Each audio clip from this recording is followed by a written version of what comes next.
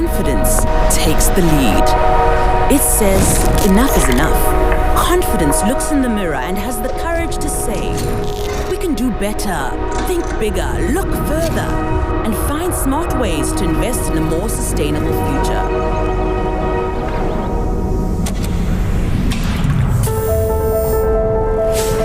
So confidence invests in people. It innovates and pushes boundaries. Confidence works hard and harder still to find investment solutions that make a meaningful difference to communities, our planet, and to our future. Confidence has integrity and vision. Confidence looks beyond wealth creation and finds a greater purpose. Confidence inspires a nation to invest in a future for all, a world where we can all flourish, while building a sustainable tomorrow. Because confidence knows a sustainable future is the best long-term investment we can make.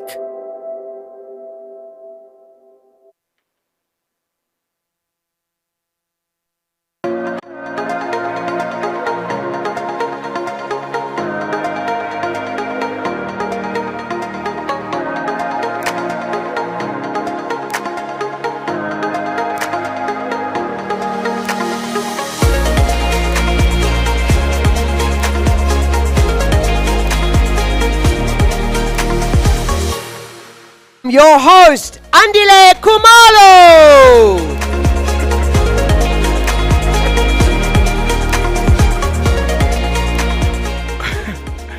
Good morning, ladies and gentlemen. So good to see you all bright and early this morning. Welcome to the launch of the 2022 Sanlam Gauge report, which is now the biggest research on the state of broad-based Black economic empowerment, which is South Africa's chosen policy framework in accelerating the effective participation of Black people in her mainstream economy. My name is Andile Kumalo. I'm the co-founder of the Sanlam Gauge. On behalf of our partners, Arena Sunday Times, Business Times, Sanlam, duly represented by the chairman here, as well as our researchers, Intellidex, and consultants in Powerdex, it gives me great pleasure to be your host once again. Today, we will delve into the hard facts on transformation. What is working? What's not working? What should we start doing and even stop doing in order to ensure that broad-based Black economic empowerment is a reality in the lived experience of South Africans?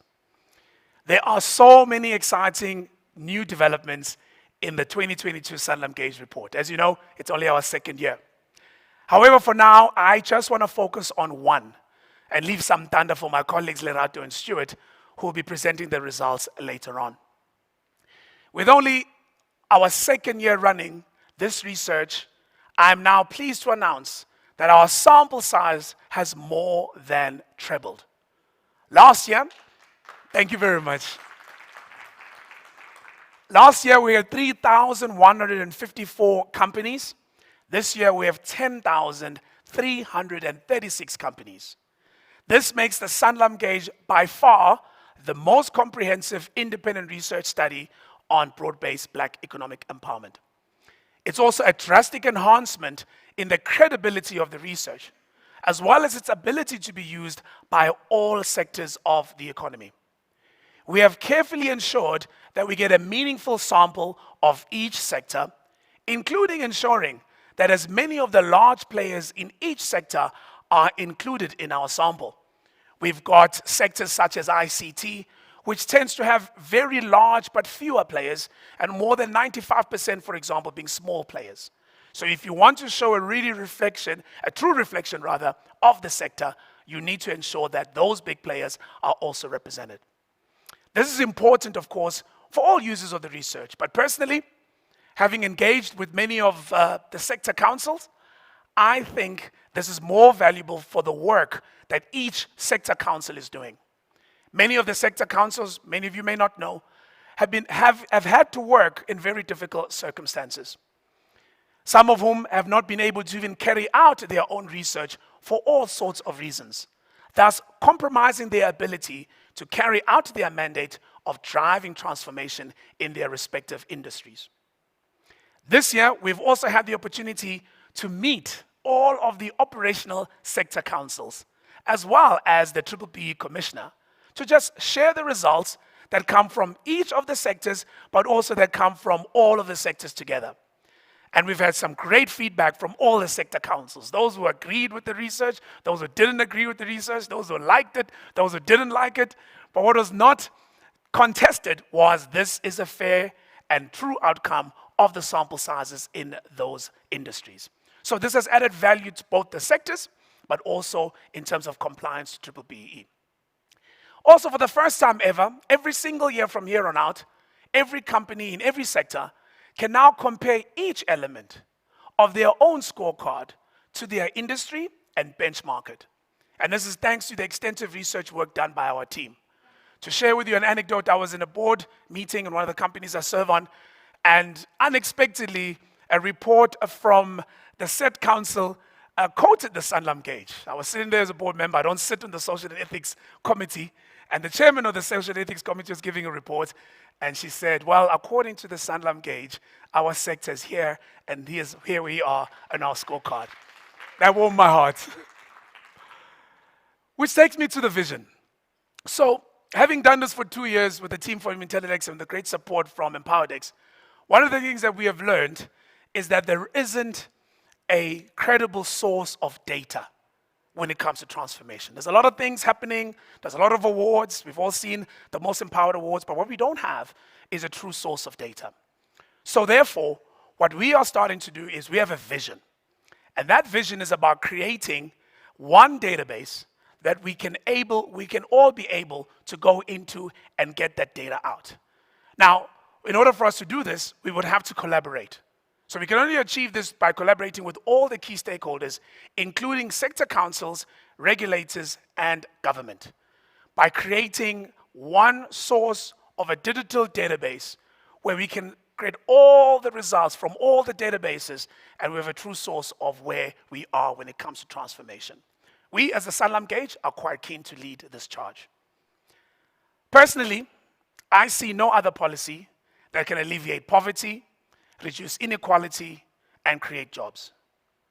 Therefore, with all of its challenges, and of course there are many, ladies and gentlemen, we have no choice but to make BEE work. Our very future depends on it. Before we get the show on the road though, let me make some announcements. Number one, for all those joining us virtually, welcome. I'm told there's over 800 of you who have registered to be with us this morning. Thank you so, so much. We can only fit a few in our physical venue here. For you to participate, you would know that on your screen right at the bottom, there is a live chat facility.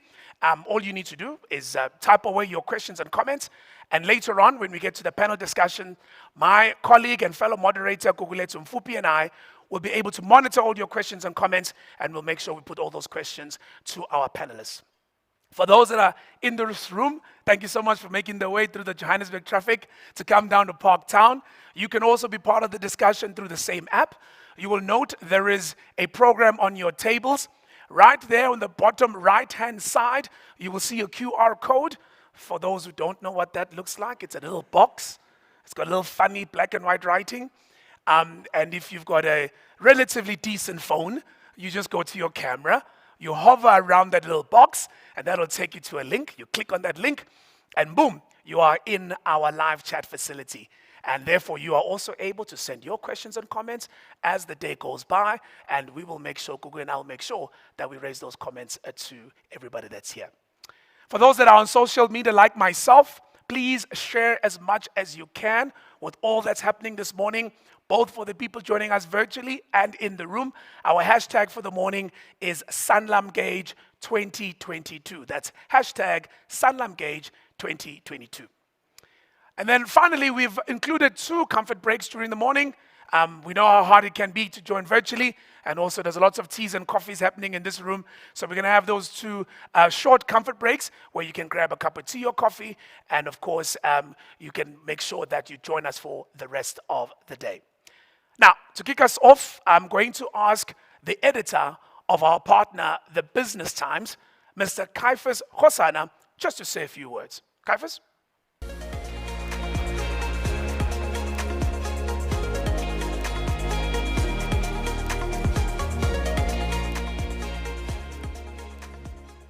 Good morning.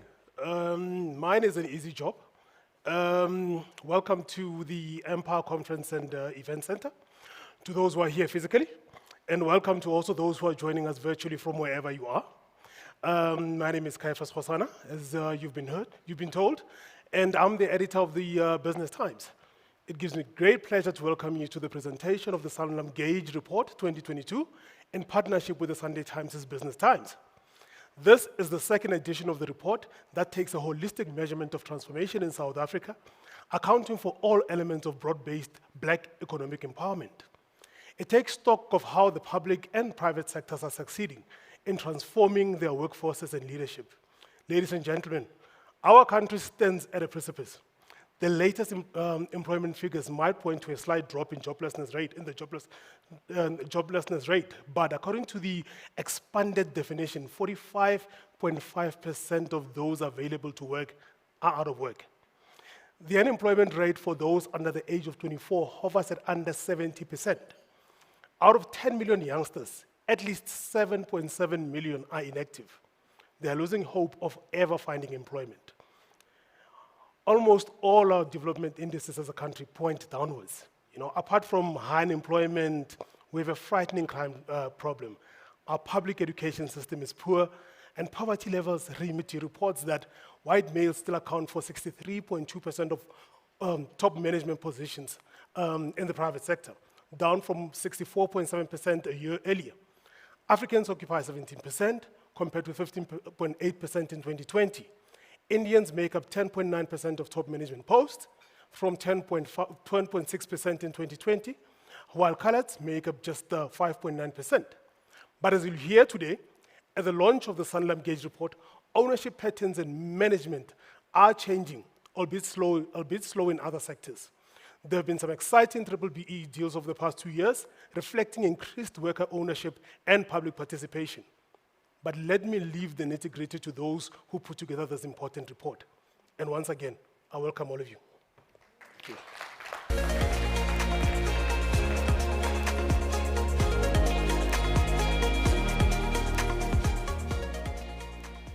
Thank you very much, Caiphas, and thanks for reminding me of that football match that took place on Monday. I must tell you that there was a penalty we had earlier in the game. That was right on the line, but it ended up being a free kick. And then we got the most dubious penalty ever. But I will take it. So congratulations, Banyana, one more time, eh? On that note, our partner Sanlam has a very interesting story when it comes to empowerment, and has been quite busy in the markets in the past 12 months. In fact, this morning, we are joined by the chairman of the Sanlam board, Mr. Elias Masilela, who always makes time to sit with me. Every year when we launch this, he gives me all the highlights, and then he sends me to go and do more work. So, Mr. Chairman, one of the things I must tell you, which you'll be happy to know, is that last year you instructed me to have a look at BEE over 10 years, as opposed to doing just a year-on-year review, because you felt strongly that it's a journey, it's not an event. And this year's report includes a 10-year review of BEE and transformation over the years. Just for you, Mr. Chairman.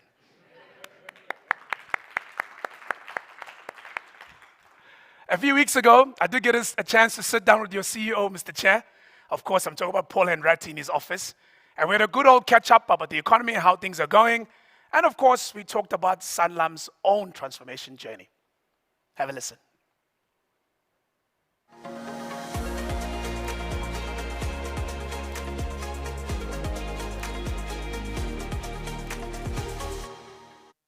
Paul, good to see you again. Here we are on the second year of the Sanlam Gauge. How you been? Very good, Andili. It's really great to see you. I hope you're well as well. I know you won't be able to be there physically, but I'm pretty sure you got some opening thoughts before we get into the meat of this year's Sanlam Gauge. Yeah, Andili, I'd really like to just welcome everybody to join the Sanlam Gauge. As you said, it's our second round of this. And I think it's exciting because it's grown, there's more interest that's developed, and we've started a conversation. And I think that last year, being the first attempt at this, was very successful. And I'm really looking forward to taking the conversations, picking up where we left off and taking them forward a little bit. Now, we're here obviously to talk about transformation. That is what the Sanlam Gauge is about. And everywhere I go and talk about the Sanlam Gauge, whether I'm talking to transformation councils or I'm talking to researchers or anybody who's participating, they always go, oh, Sanlam are the sponsors. Sanlam are the partners. Let's talk about the Sanlam transformation journey. It's been a long journey for you guys. How's it been in recent times?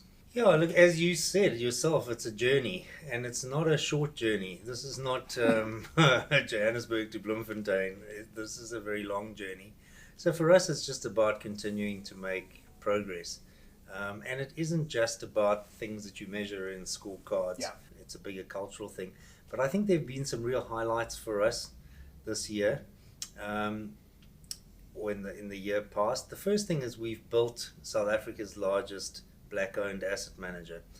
And, asset managers at the end of the day are one of the most significant providers of capital to the economy. So actually by putting that decision-making and empowering it as we've done, I think really does talk to a commitment about, what we're doing more broadly in the economy, and that is actually being driven by, an empowered business. So that was the one.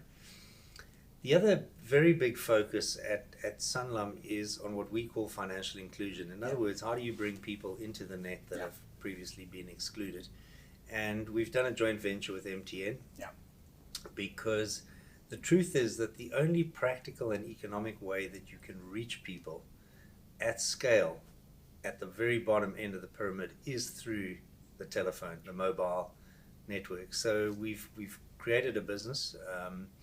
There are already 14 million policies.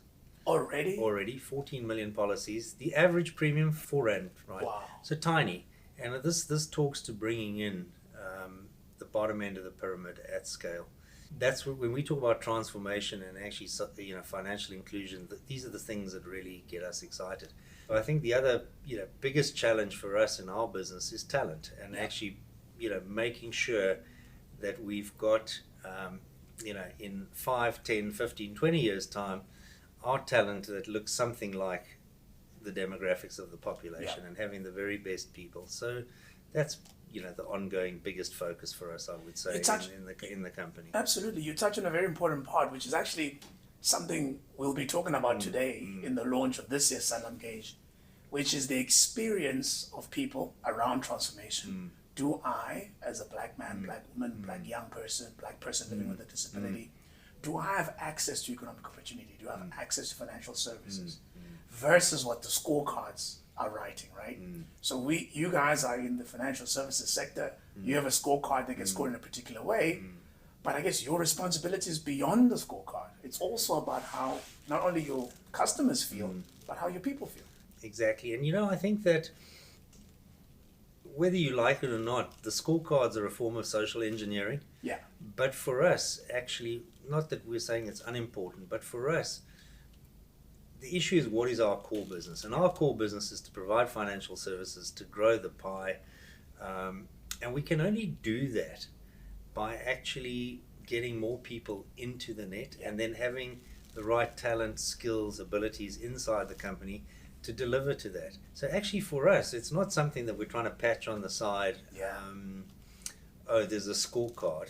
So we're not saying it's not important, but we're saying that's not the core. The core focus for us is how do we build this financial services cake to be bigger. Not everybody may agree with me, but I think if you look at why does South Africa have one of the best developed set of capital markets in the world, it's because of the life insurance industry. And actually, it shows that if you do it well, you create something that's sustainable of value. And that's what we're trying to do now for everybody, is if we can create more people who have access to financial services, who benefit from it, and also people who can serve them, actually, we think that's actually a good thing for society, but it's also obviously great for us and our shareholders. Without spoiling the fun for everybody that's out there waiting for the results of this year's Sanlam Gauge, I know you've seen some of the highlights of what's to come this year. Anything catch your attention? I think we've got about 3 times as many participants this year in the survey as last year. And I think even last year we had 3,000 odd, which is actually quite a decent sample size. So if it leads to, more conversations and stimulating more interest in the subject, then that's great. Thank you very much, Paul, for joining me. I truly appreciate every conversation we have. And thank you once again for continuing to be our partner on the Sanlam Gauge. No, indeed, thanks very much. And thanks very much again for being our partner and the host. It's really much appreciated. I wonder if you would give us a couple of minutes just to show you a short visual journey of what Sanlam has been doing in the communities in which we operate. So to give you a sense, just so that you can see some of the work that we've been doing. Africa, the big continent, known for the big five, big dreams, and an even bigger heart. It's a big world out there, which is why we're using big ideas to make the biggest difference to unify our continent. We're the biggest insurance and asset management group on the African continent. Absolutely, Paul. We're driven by a big purpose. We want to make a big impact in the lives of all Africans, helping them achieve their big dreams. Which is why we've invested more than R1 trillion growing and developing the communities right across the continent with the purpose of creating generational prosperity. It's why Sanlam believes in making big investments that make the biggest change. It's long-standing partnerships like this that has empowered more than 1 million Africans. Because wisdom is only useful when it's shared with everyone. More than 70,000 learners benefited from the Blue Ladder Schools program. So Sanlam have opened their arms as wide as they can to expand financial inclusivity. 77,000 beneficiaries reached through the Consumer Financial Education Program. They know no one is ever too small to make a big difference if we are all given the right opportunities. Job creation through a 2.25 billion rand commitment to see the investor's legacy range. So Sanlam is making sure there are big opportunities for big partnerships. Which is why they're taking massive steps to help all of us break through to the big time. Close to 160 million rand invested in enterprise and supply development. It's little wonder Sanlam is taking such a big amount in the renewable future of Africa. Almost 24.5 billion rand allocated to renewable energy, water, sanitation, and oceans infrastructure. Because Sanlam believes in growing confidence in the greatness of our land and its biggest untapped resource, all its people. Over 2.8 million people reached through Sanlam's Consumer Financial Education Awareness Initiatives. There for you through the big challenges and big changes. With a big investment of over 5 billion rand to support our clients and communities during COVID-19. Well done, Sanlam, for being awarded the top employee certification in South Africa for the 7th consecutive year. Building the lives Sanlam believes every African deserves. 593 million rand invested in public benefit activities by the Sanlam Foundation. In making all Africans' biggest dreams come true, to live the life they've always wanted. And that's a big deal.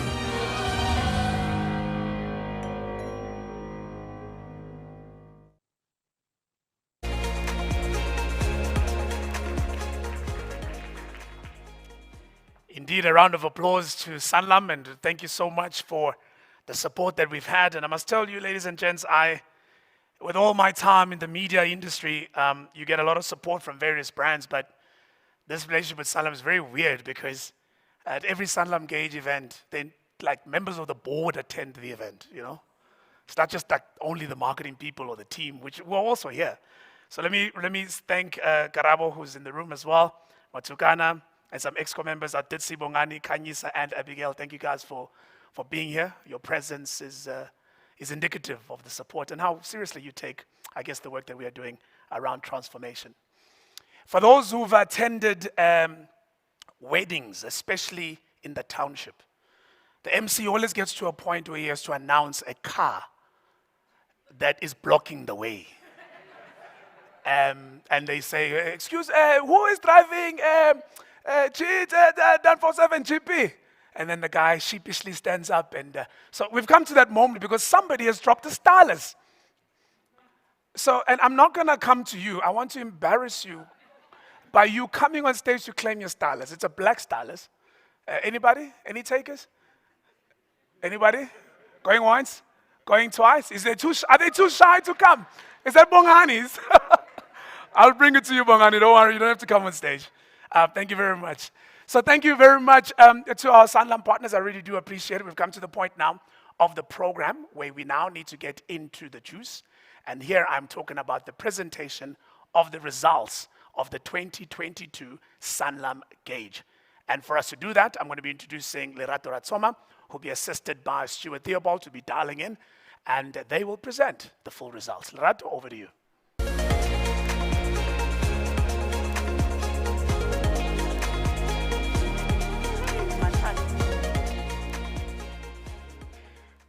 morning, everyone. Thank you very much for making time to come through to hear the 2022 Sanlam Gauge report. I'm supposed to be joined right now by my colleague Stuart, who is supposed to then take us through the methodology, because as you know, with all research, you need to understand exactly how we did it, why we did it a particular way, and also highlight some of the changes that we've made for 2022, just so that we can give you much richer data and much more analysis of the data that we have. So I think at the moment, Stuart is still trying to get online. He will get online just shortly. So as soon as he comes on, what I will do is that I will probably stop for a few minutes so that he can take you through the methodology, and then we can go through the presentation afterwards. Okay, so this is the 2022 Sanlam Gauge. Last year was our benchmark year, basically, where we were looking at where we are as a country, what is our starting point, and how do we then improve, and what else needs to be done, what are we doing well, what are we not doing well. And so what we've done this year, as Andile had mentioned, is that we have increased our sample size, which Stuart will go through in more detail. We've used a whole lot more databases to draw information from, and also the information that we received, we were able to break it down a tad bit more with much more richer information around the sector codes as well as the sectors within the generic scorecard. And the other thing that Andile had mentioned was the 10-year history that we will be sharing with you, just to show you how we have been faring as a country over the last 10 years and what the expectations should be, I guess, going forward. Now, this year, the Sanlam Gauge will not include the QSEs and EMEs, mainly because those come in the form of affidavits, which we won't be able to compare with the companies that have done scorecards. Although I do know that in some instances, there are a couple of QSEs that snuck through, but on the main, we're looking at the larger companies, generally above 50 million turnover per annum.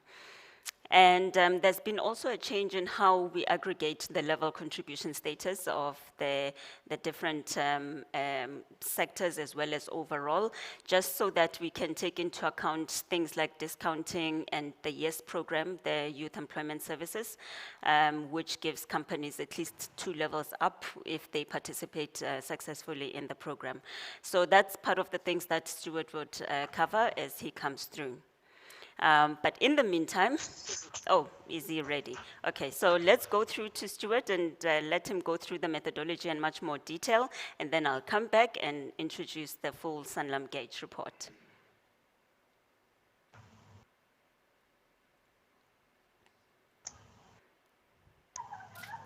Good morning, everybody. I'm hoping you can hear me. Yes, it is great to be joining you. My apologies for some technical difficulty in connecting this morning. I am going to be talking a little bit about how we go about and think in terms of the measurement process that's behind the gauge. And I want to start out with some general principles that we think about as we get into this kind of research. So one of our first challenges I call the Great BEE Measurement Challenge. And when you think about the way we generally gather data about companies, there are really 2 institutions, and you'll find this in most countries around the world, who have access to comprehensive data, which I mean they get data about every company that's active. And that tends to be your tax authorities, who will have information about any company that is eligible to pay tax. And then your companies registries, who would have information usually about the ownership and leadership and registration details of companies. So those mechanisms are comprehensive.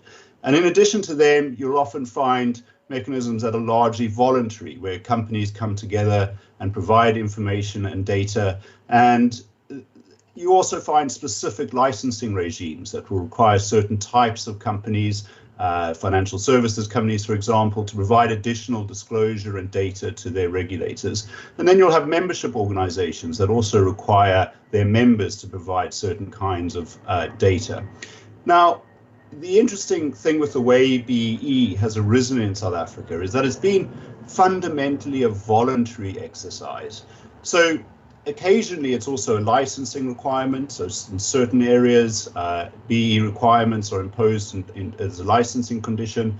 It is also sometimes a membership requirement, but generally it's voluntary if strongly incentivized through the way procurement rules work and access to opportunities. BEE is strongly incentivized, but remains fundamentally voluntary, and that leads to a systematic bias in the kinds of data we have access to about BEE, because it's only those companies who are incentivized to participate who provide data generally into the public domain. And that creates difficulties, because ultimately in a project that is intended to gauge the extent of transformation in the country as a whole, we're faced with a set of data that is biased towards those incentivized to participate and not necessarily representative of the country as a whole. And additionally, the data is somewhat narrow and focused on BEE questions, and that makes it very hard to link data to other kinds of information that would be useful. For instance, the size of companies, the number of employees, the size of their balance sheets, and so on. So if you look at what that means in terms of numbers, we estimate that there are 100,000 BEE certificates and affidavits in existence. But out of compare that to the fact that about 1 million companies pay corporate income tax every year, and about 300 to 500,000 new companies are registered with the Companies Intellectual Property Commission every year. And it doesn't look like 100,000 is a particularly large number. Now, of course, many tax-paying entities are not operating companies. They can just be holding structures and SPVs and so on. And many new companies that are registered never actually open for trade. So the number of actual companies who could be registered, who could be providing BEE data is not clear, but it's certainly a much larger number than 100,000. But even with the 100,000 certificates that are out there, most measurement efforts don't get access to many of them. So we know the BEE Commission report, we know that there are various BEE councils that have put together research reports, various research houses have done work, numerous publications have put together work, but they've generally ended up with a small subsample of the total. And largely that's because there's no consolidated single database of all BEE certificates and affidavits. And as Andile said earlier, that objective would be a very worthwhile one to pursue.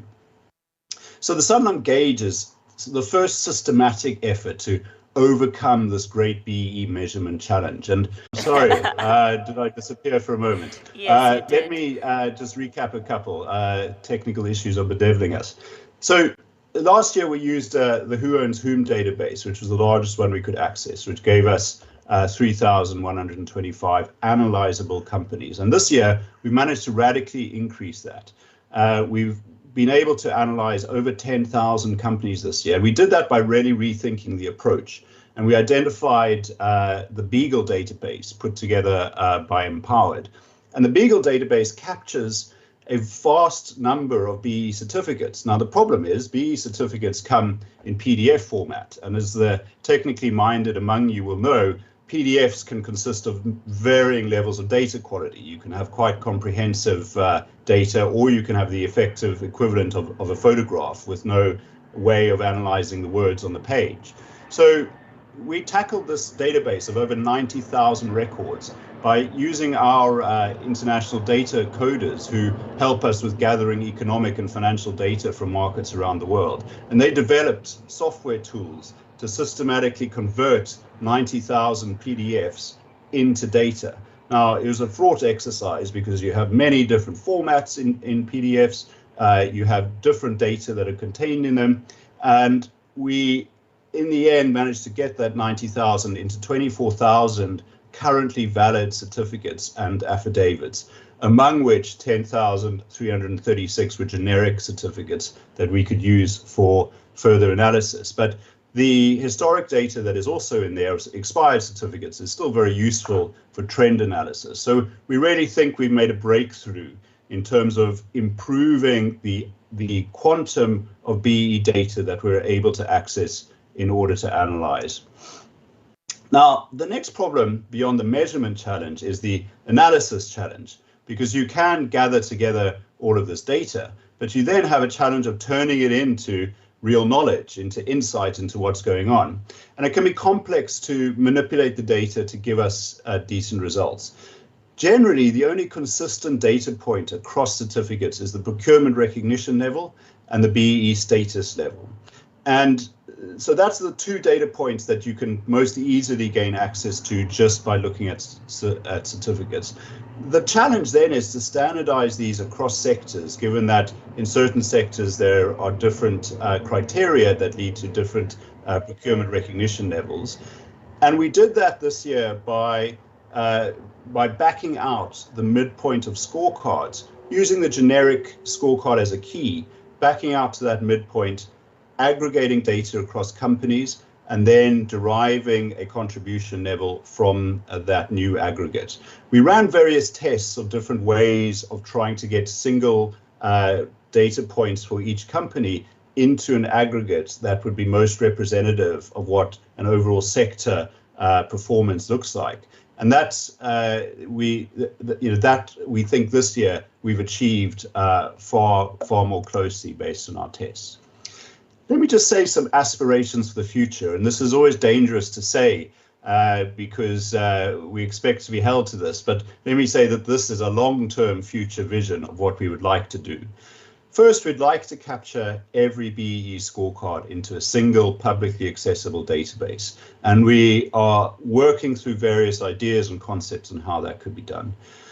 The next big moonshot, big challenge, is to complement that BEE data with some other basic financial information, particularly the turnover or assets of companies, because that would then enable us to weight the BEE performance and derive weighted results. One of the challenges that we have to manage is that we obtain BEE certificates, but no information on how big each of the companies are, other than whether they're EME or QSEs. And as a result, we can't determine whether a very large company that has a significant degree of BEE means that an industry overall has a very significant degree of BEE.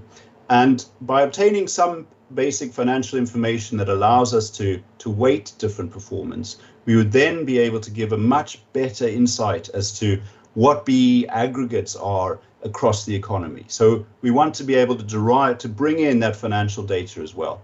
Then we want to overcome the bias in the samples, and we want to determine the representativeness of a BEE data pool compared to the broader economy. And there are various ways we can test and sample in order to do that.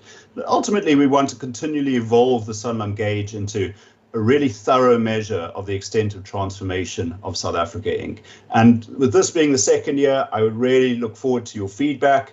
There are, as Andile said, lots of opportunity for collaboration with partners to really move forward in how we go about improving the quality of insight we have into transformation and BEE in the country. And I'm really looking forward to working and getting feedback and working with all the partners to do that. Just a final, from my side, word of thanks, a big thanks to Sanlam, the lead sponsors on this project. A big thanks to Andile, who's really been the driving energy for this project. Thanks to Arena and Business Times and the events team, and also to my IntelliDex team, who have burned some very late night hours to really bring the results that you're going to be seeing today.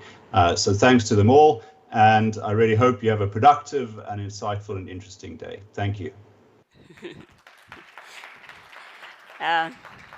Thank you very much, Stuart. Thank you for covering the methodology in such great detail, and I hope that it makes perfect sense to everyone who has been listening in.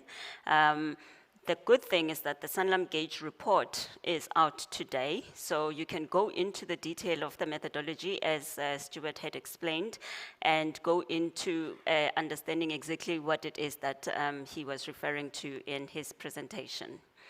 So my job, now that you understand the methodology in much more detail, is to go through then what the 2022 results are looking like. So what we did then was to look at all of those companies that have been identified that we were able to get scorecards on, and basically divide them into their own sector codes, as well as looking at those that fall under generic. We decided that we will be looking at the 5 major elements of the scorecards. A few of the sectors do actually have the additional elements like responsible marketing, for example, in the marketing and advertising communications scorecard, as well as the likes of empowerment financing in financial services. So what we did here was to just look at the 5 that are comparable to be able to determine where we are as a country or as a sector, and be able to consolidate that information to the overall SA Inc. Scorecard, basically. The other thing that we did then was to look at all the different weightings that are available in the different sectors and assess how far the participants in that particular sector are from reaching their full targeted weighting. So for example, if you look at the generic, the target for ownership in terms of percentage, it's 25%, right? And the score for ownership is 25 points. So therefore, all of the scorecards would then be assessed to see how far from 25 points the companies were able to reach. Now, this is not the percentage of achievement for the black ownership, but rather a combination of everything else that's within ownership, which includes sales of assets, continuing consequences, and a whole host of other things that can count under ownership. Same for management and control. I think you can see here that the average is around 19, 20 or so as the targeted weightings for management and control, and then we would be assessing how far you are as a sector from that. So what happened then was that we were able to do those assessments and determine the percentage achievement from the targets. Now, when we say someone is at, say, 80% attainment of their target, the question is not that they're 80% of achieving everything there is to do with BEE, but only based on whatever the weighting is in their sector code or overall under the generic and the SA Inc. Portion. So I just wanted to clarify that so that we don't think that even if a particular sector is quite high, that they have absolutely achieved everything and there's nothing more to do. So this is basically the breakdown of all of the things that we were able to come up with out of the 10,000 scorecards that we looked at, with the split in terms of how many were assessed in the different sectors. The only sector that is not included is defense.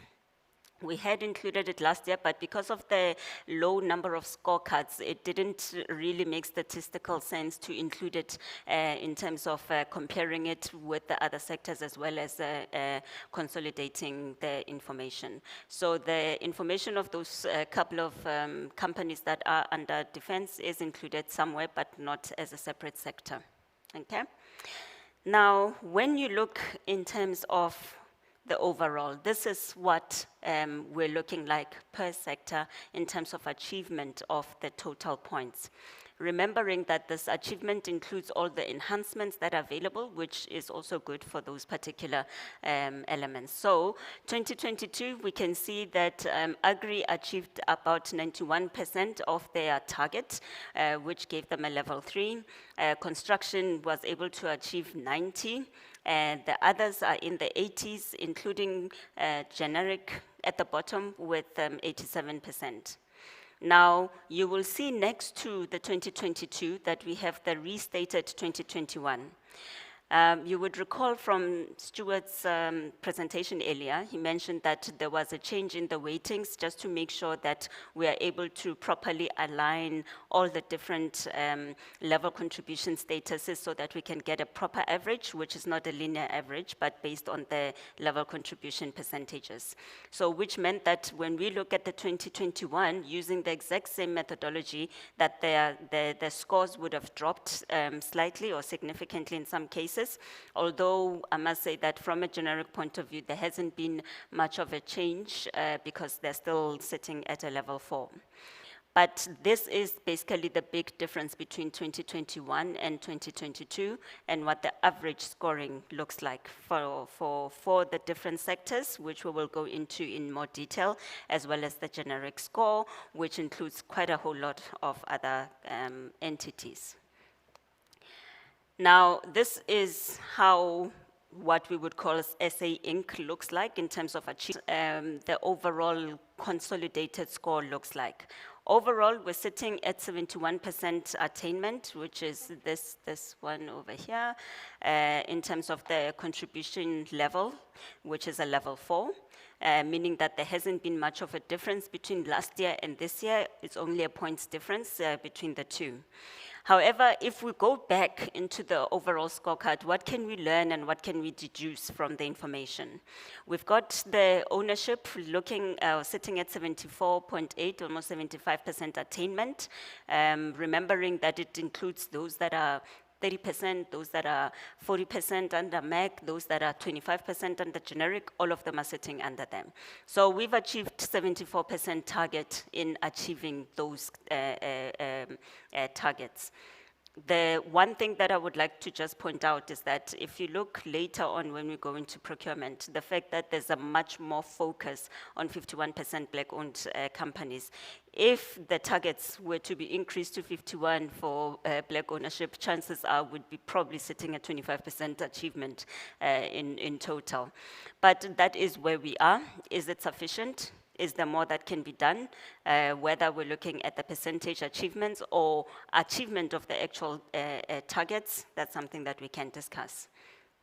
Management and control, we're sitting at 56% attainment of the targets, which is one of the lowest. If you can just look at this particular bar graph, it's one of the lowest attainments. As you would know, the Employment Equity Act came out in 2002. And we've got the Commission for Employment Equity, which is collating data and publishing data on an annual basis in terms of how far we are attaining our targets for employment equity.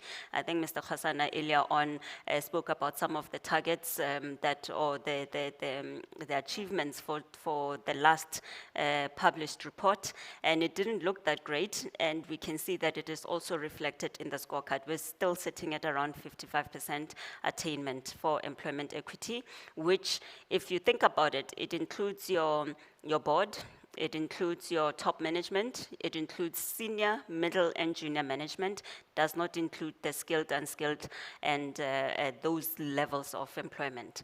And also, over and above that, it also looks at the economically active population. So there's a target for black males and there's a target for Indian males and things like that, just to make sure that all of the workplaces are representative of the demographics of the country. So that's where we're sitting at as employment equity or management and control. Quite a lot of work to be done there. Skills development, we're sitting at 74% attainment, which you could look at it in two ways. A lot of companies are working hard on their learnerships and making sure that there's some absorption that they can gain out of that. And also the targets for skills development are quite high, I think about 3.5% for overall skills and a little bit also going to bursaries and things like that, which means that a lot of spending needs to happen under skills development for a company to score well. Of course, you need to have the people to train as well. But we're sitting at 74%, which you could consider to be quite average for the amount of work that needs to be done under skills development, but it's not a bad outcome from a skills development point of view, especially if you compare it to enterprise and supplier development. Enterprise and supplier development consists of 3 elements, which is procurement. I mentioned earlier about the focus being on procuring from 51% Black-owned companies. Well, we've got that over here. We've got enterprise development, which is supposed to assist with the development and formation of small Black-owned companies. Then we've got supplier development that says, now that you've developed them, buy from them and put them on your value chain. And then hopefully it will influence your procurement scoring. So with all of that, as you can see, that is a major opportunity from a BEE point of view to be able to get as many smaller companies that are Black-owned into the mainstream of the economy and actually support them to be large players in the market. But we're sitting at 64%. This is a bit of a concern because enterprise and supply development is what we consider a priority element in that you must have a sub-minimum to be able to avoid your scorecard being discounted. But at 64%, considering the growth potential, I think it's something that should be discussed in further in terms of why is it so low, what can be done, and if the initiatives are there and there are points being gained, why are we not seeing it being translated into procurement at the end of the day? Then socioeconomic development, I don't know many companies that do not perform really well there, which is basically what you're doing in the community that you operate in. Most companies would be doing well, but obviously here it includes different targets, those that are at 12, like in ICT, others are at 5, others are even at 2 points for this attainment. So all in all, this is what we're looking like as a country. We are at 71% attainment of our overall BEE targets. Some say that those BEE targets are actually quite lenient. You know, there haven't been major shifts in those particular targets over the last years that BEE has been in existence. However, we are not yet at 100% attainment. So the question is, what needs to be changed now so that we can at least get to 100%? And once we reach 100%, is that the ultimate goal, or do we push it further? You know, but that's for you and the panelists to discuss at a later stage. The other thing that I just want to mention, especially around employment equity, is that when you speak to the men on the street and you ask them about BEE, they have a sense about whether a company is transformed or not based on what they see when they interact with the company, as well as the ownership based on whatever is reported in the media. So if our management and control, which is how the public perception of BEE really is sitting at 55%, this is something that we collectively, those who are watching, those who are here, need to think about, because the message that everybody else is gaining, regardless of what's in the scorecard, is that we are not as transformed as we say we are as a country. So yeah, we can take that further into the next discussions. So one of the things that we then did with this data is to say, what else can we learn from this? We've got listed companies that are supposed to report to the B Commissioner. They're required to, included in their listing, JC listing requirements, to report to the B Commissioner and publish through SENS their BEE reports. Now, the expectation is that the listed companies should be a whole lot more transformed than the ordinary private company because of the additional focus that they get from the public, and because they know that their scores are going to be scrutinized by the B Commissioner's office as well. However, when we looked at this, we found that actually there isn't that much where the listed companies actually completely outperform the unlisted companies. For example, they're sitting at 76%, 76.9% in terms of ownership, and remembering that their BEE transactions usually make it into the news, whether they're entering or exiting or things like that, they normally make it into the news, but on average they're sitting at 76% attainment.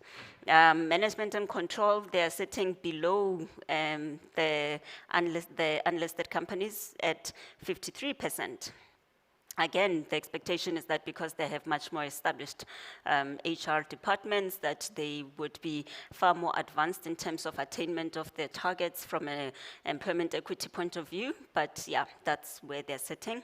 When it comes to skills development, again, below the unlisted companies at 67%, remembering that overall we were sitting on about 75%, somewhere there. So they seem to be pulling down the average a bit from a skills development point of view. However, enterprise and supplier development, 80% compared to 66%.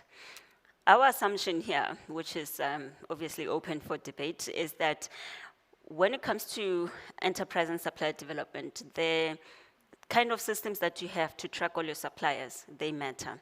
The ability to encourage your suppliers to do or to transform so that they can influence your scorecard, those things matter. And so therefore, perhaps the clout that the listed companies have in negotiating with their suppliers, perhaps that is why they're sitting at 80%, but it's something that some of the listed companies can tell us a tad bit more in terms of how do they manage to be at 80% and what are the plans to get to 100. And of course, with SED, everyone is compliant, plus. State-owned entities.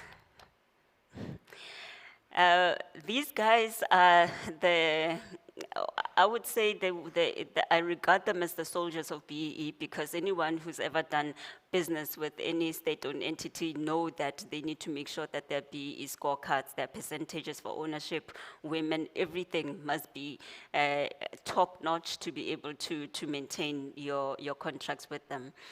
So it was quite interesting to say, okay, considering that they are at the forefront of BEE in pushing it through the triple PFM, especially, how are they doing? So this is what they look like. Remembering also that they don't get assessed on ownership because they are government owned, so they use a specialized scorecard to assess them. So from a management and control point of view, they're sitting at 71%. Definitely something that we can learn from, 71% for management and control. But I mean, I guess if you do go to any SOE, you would be able to see the 71% as you interact with them. Skills development sitting at 74%, which is in line with the average for SA Inc. However, the main one being enterprise and supplier development, sitting at 97%, almost achieving their overall results. Now, this is very striking because it is quite high. It is an area that everyone else is struggling with. They are getting it right, probably because of their clout. But what can we learn from state-owned entities around this? They should be able, well, I'm assuming that they must have a system in place par excellence that enables them to maintain such a high score when it comes to enterprise and supplier development. So when we're looking for best practice, perhaps we can consider them in terms of looking at enterprise and supplier development. And then we've got SED. So I'm going to skip that again. Now the next part is to go into the different sectors. So we've seen how the overall listed companies are doing. We've seen how state-owned entities are doing. The question is the different sectors, how are they doing in comparison to everyone else? And this is what they're looking like. Agri-BEE, we're only starting with them because they start with an A. So Agri-BEE was able to score a level 3 with a very good average in terms of attainment of their targets. However, if you look at black ownership, they're sitting at 67 or 68% achievement. Management and control is quite high for the agricultural business, I must say, sitting at 65.7%. The assumption there was that because it is a much more manual business, that the averages might be slightly lower when it comes to management and control, especially considering that we don't look at our skilled, unskilled, and lower levels of employees, but they were able to get to 65%, which is quite commendable. Skills development, 68%. could be because of the COVID and reduction in skills, what do you call them, budgets for most companies that we've seen around, but that's where they are, and 60% for enterprise and supply development, which is actually almost on par with the overall scoring for enterprise and supply development. So a lot of work that still needs to be done there. And of course, everyone's fine with SED. But this is what the agri would look like using their own scorecard in terms of measuring what their achievement is. Then we go into construction. Construction includes the likes of the built engineering professionals. It also includes the normal construction companies as we know them.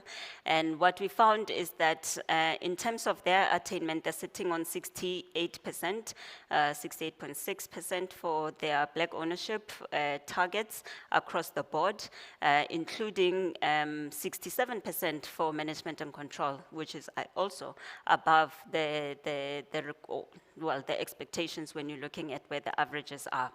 Skills development is sitting at 72%, and the interesting thing about construction is that even their QSEs who want to, or their EMEs who want to go one level up, are required to do something around skills development in order to be bumped up one level. So skills development is a focus in this particular industry. However, enterprise and supply development is sitting at 61%. The expectation, considering how competitive the market is under construction, was that enterprise and supply development would be much higher than it is right now. So it will be interesting when speaking to the sector councils or the people that are operating in that particular industry to find out from their point of view what would be the problem around enterprise and supply development. It could be because of the sources of the raw materials that they're using, that perhaps majority of the providers are large and untransformed, and therefore there isn't much that can be done.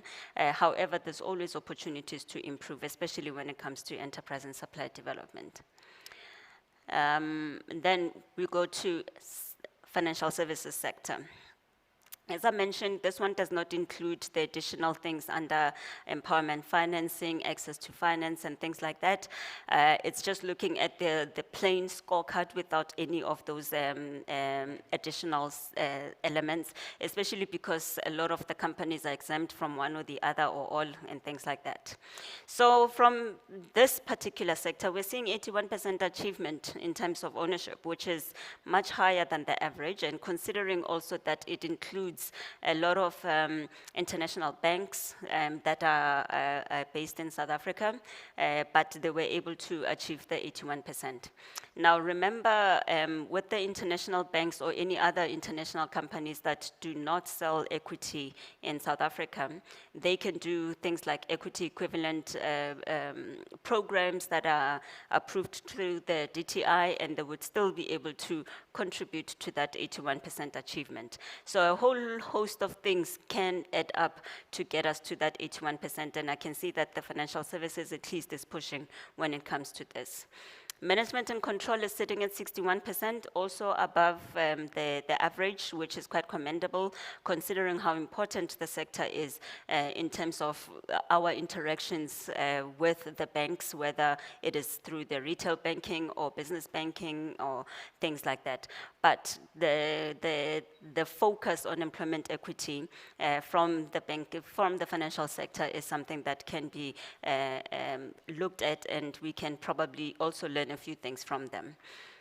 Skills development is 75%, which is quite average, especially for financial services, because their calculator or the calculations for skills development actually looks at how much you've spent, not just on African, Indian colored, but also on black people in senior management, black people in middle management, and things like that. So it's quite granular in terms of how it is calculated. So being able to maintain a 75 is something that is quite commendable. Enterprise and supply development is sitting at 70% above the average, which is very good. And one of the things that we note is that companies that have sector councils that require a whole lot more report back like the FSTC does, we tend to find that the information is much more readily available in the market, and it's much easier to actually go through the information. So at least that's something that where other sector codes or sector councils can probably take a leaf from and see how they can encourage their own sectors to also report consistently.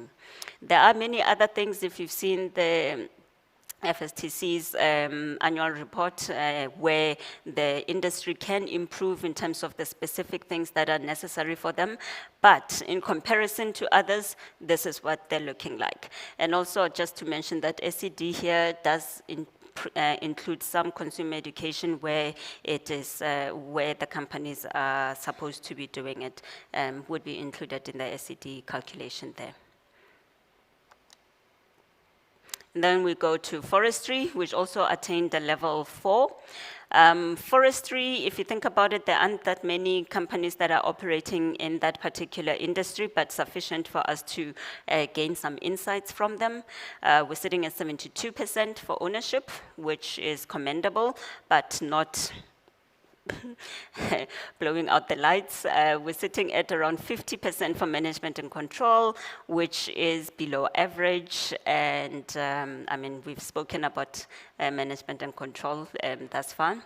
Skills development, we're sitting at 72% attainment, and enterprise and supply development, again, sitting at 68%, which is in line with the average or the overall, which means that from a forestry point of view, there's still a lot that can be done to move the needle and try and make sure that overall the companies are much more compliant. We're still hoping that we will see one that is operating at a much higher level than everyone else. ICT.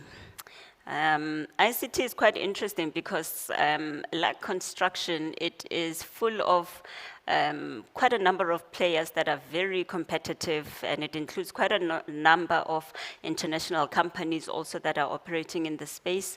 And so we generally expect that the scoring in ICT would be much higher because of that competition. You know, if my competitor is sitting at a level 1, level 2, I better be a level 1, otherwise I am no longer competitive.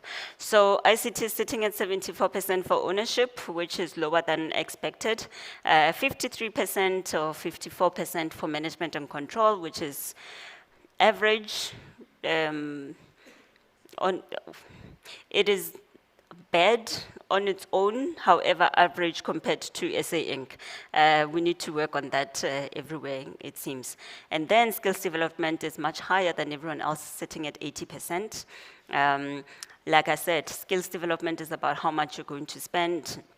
It's about the learners, the interns, all of those things, and having that ability to ensure that at the end of every single year, you can score full points on your scorecard. It is possible, we've seen it happen, and I'm very glad to see that ICT is actually increasing their numbers in terms of skills development. However, skills development is supposed to feed into management and control at some point, because when you give someone training, the training must lead to something, not training for the sake of training. So the low numbers for management and control are telling us that perhaps there isn't a link between the skills development scoring and the management and control attainment for the industry. So what can be done to improve that linkage? What can be done to ensure that people do not have perpetual potential and stay training? Okay. Then we go to enterprise and supply development, sitting at 61%. The expectation is that it would be much higher, especially because the codes allow for so many things to be excluded that are imported, which ICT companies generally do a lot of. So 61 is something that is completely out of character from an expectation point of view. The expectation is that it should be much higher, considering that everything else seems to have a whole lot more effort. Socioeconomic development, theirs is out of 12 points as opposed to 5 from everyone else. Probably that is why they're not attaining their full points, but I mean, it's SED, it's generally should be fine over time. Yeah. And then we've got integrated transport. So integrated transport is it's a bit problematic, mainly because they are not actually assessed on 5 elements, they're assessed on 7 elements. They are not aligned with the 2013 Codes of Good Practice. And what we do know is that there is a process in place to convert them into the 2013 type principles, although it's taken quite a lot of time. So in the meantime, we still include them because there's quite a number of companies in freight, logistics, and all of those things that need to be assessed. However, under enterprise and supply development, we would have just joined up the procurement and enterprise development separate elements, and also management and control plus employment equity under the management and control amount. Even with that, with a much easier scorecard, they maintained a level 4. They have achieved 90% of the scorecard from an ownership point of view, which is quite good for them. However, their scorecard is slightly different, like I said, from everyone else's from a principal's point of view. 55% on management and control, and also remember they don't have to apply the economically active population. It just is that. I think they still have adjustment for gender, but yeah. Skills development sitting at 66%, way below par, considering also that their target is much lower than everyone else. I think this one was sitting at 3% of payroll. Enterprise and supply development, even worse, sitting at 58%. And of course, achievement in terms of SED.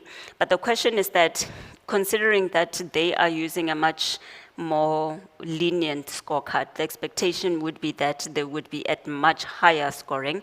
Remember when the 2013 codes came out, the idea was that there were too many companies attaining level 1 quite easily without much effort and much transformation, and that is the basis for the integrated transport scorecard. So it is a bit disheartening that the scores are so low, considering that the scorecard is much more friendly compared to everyone else. So we're hoping that by next year, they will either be integrated into a proper transport sector code that has the same principles as everybody else, or taken up into the generic scorecard. The marketing and advertising communications scorecard also is out. What we can see here is that black ownership is at 72%. Management and control is sitting at 45% attainment, which is quite low, even if their actual weightings is sitting at about 27 points, but still they're at 45% of their own target. Skills development, 86. Enterprise and supply development sitting at 62. Also something for them to think about. And then property, we have their ownership at 62, management and control at 35, skills at 66, and enterprise and supply development at 62. So for property, they include quite a number of entities, including the REITs, which are property trusts, who might not necessarily contribute to management and control. So therefore, their scorecard may be a little bit skewed because of the different types of entities, but from a comparison point of view, that is what it looks like at the moment. Tourism, we're sitting at level 4. Tourism is sitting at 78% attainment in ownership, 66 in management and control, 80, which is a good attainment for skills development, and 65 for enterprise and supply development. And then we go to the one where everyone else who does not have a scorecard is lumped into, and that would be generic. Ownership sitting at 75%, which is on par with everyone else. Management and control overall at 57% or 58%. Skills at 75, enterprise and supply development at 76. But what you will see is that because the majority of the scores come from generic, then generic generally influences the weighting of the overall scorecard. And then what we did was just to go into generic a little bit to determine who sits under generic, just for interest's sake. If you go into the report, there's a whole lot more information around this, but I'm going to take you through just two, I think. The first one being mining. They fall under generic, even though they have their own sector code, or no, not a sector code, a charter, the mining charter. So they were able to reach 100% for their black equity, the only subsector that we've looked at that has reached that. Probably because it's linked to their mining rights, makes sense. Management and control is sitting at 59%, skills at 67%, enterprise and development at 84%, which is not a bad inning for the mining sector. We've got manufacturing also sitting under generic. Sorry, I'm looking at two different screens. Manufacturing sitting at 70% attainment for ownership, management 51, skills 74, enterprise at 86. So not that much difference when you look at manufacturing compared to the overall generic. Although from a management and control point of view, there's a lot that can still be done on that end. And then we have our wholesalers and retail, the guys that you buy your groceries and your clothing from. And we thought it would be interesting just to pull them out as well, separated, just to get a sense of what is happening in their industry. Surprisingly, not too bad. Sitting at 71% ownership, 51% for management and control, 74 for skills, and 75 for skills and 74. So the assumption here was that the retail guys, because they don't have as much pressure as everyone else to perform, that they would have been a whole lot lower. But surprisingly, they're not that bad. So perhaps they can get a sector code after all. Who knows? And then we go into the 10-year history that Stuart and as well as Andile referred to earlier. So what we did here is that we took the one of the databases that had the information going backwards, about 2,300 companies that we were able to assess. And we were able to go back up to 2011 to see what the level contribution achievement is over the years, just to get a sense of, are we going in the right direction, are we regressing, what is actually happening. And what we found is that, okay, another thing to mention here is that the different years that we're looking at, perhaps it is possible that some companies are not represented in all of the years, mainly because of the problem with data collection over time. However, this is what we have and what we're building up going forward.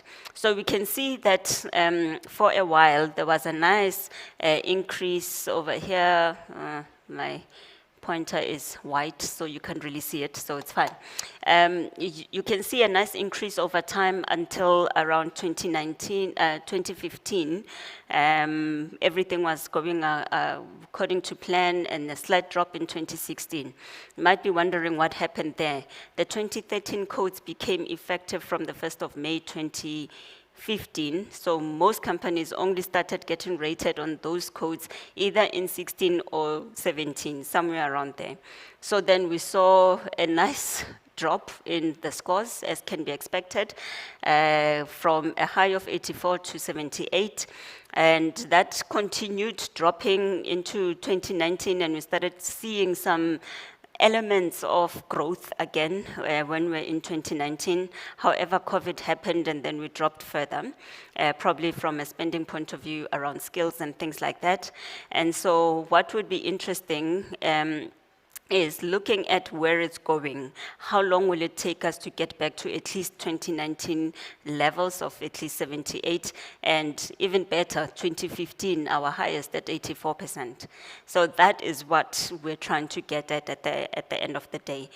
And after even looking at this, you would have to consider that, okay, say we get to 84, is that enough? Is that the maximum that we can ever get to when it comes to being? So the detail of this is also in the report that you can have a nice look at, and even has one that looks at the sectors and how those different sectors have been doing over time. I know it looks a little bit confusing, but if you look at, for example, the dark red, that would be, for example, our Agri-BEE. They went from at least almost mid-90s somewhere, around about 2011, and they've been having their ups and downs to almost 70% in 2021. You know? So we can see that there was definitely a sharp downturn, probably because of ESD, probably because of skills development. But now that there is a sense of recovery from an economic point of view, the expectation is that next year we should start seeing some improvement in the scores. If we are not seeing those improvements, then the question would be, is it because of the economy, or is it because there is lack of interest in BE, or people are not seeing it being implemented properly, and therefore they're not interested in making sure that they maintain the scores? So it should be interesting, and we would be obviously looking forward to what your views are in terms of the sharp drop in this time period, and our expectations for the future. Oh, sorry, these are the other sectors, because not all of them could fit into one. As you can see also that on average, there was a bit of a drop, except for property, who seems to be on an upward trajectory. Okay. So yes, that is the very long and the very long of the Sanlam Gauge report. A whole lot more detail is in the booklet, the book that has been provided. And we should also have it online in electronic format so that you can go through it in your own time and look at the pictures and the detail and the numbers and see what you can take out of it. The good thing is that from a company point of view, now you have a benchmark that you can compare yourselves to see whether you're improving or digressing based on whichever industry that you belong to. But one of the things that we would like to find out from you is what would be the reasons around the regression around 2020-21. We've got a new advisory council that has been named and it's now operational. What should they be focusing on in the year following here? And what would you like to see changing in the scorecards or generally about BEE going forward that will make a difference in the lived experience of BEE for the men on the street? Thank you.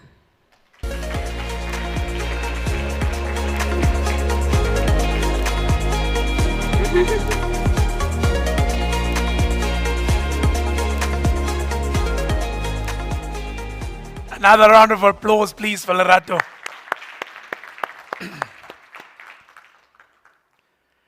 That was comprehensive.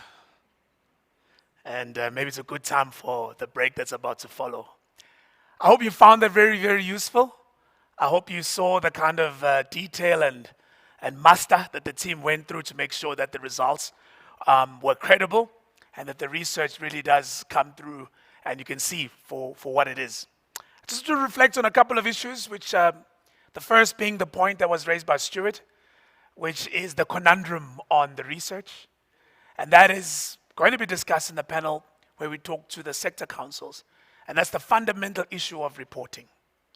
Not enough companies in South Africa are reporting. And every sector council typically faces the challenge. What is also restrictive is how each of those sector councils are resourced, which also leads to their inability to get their companies to report.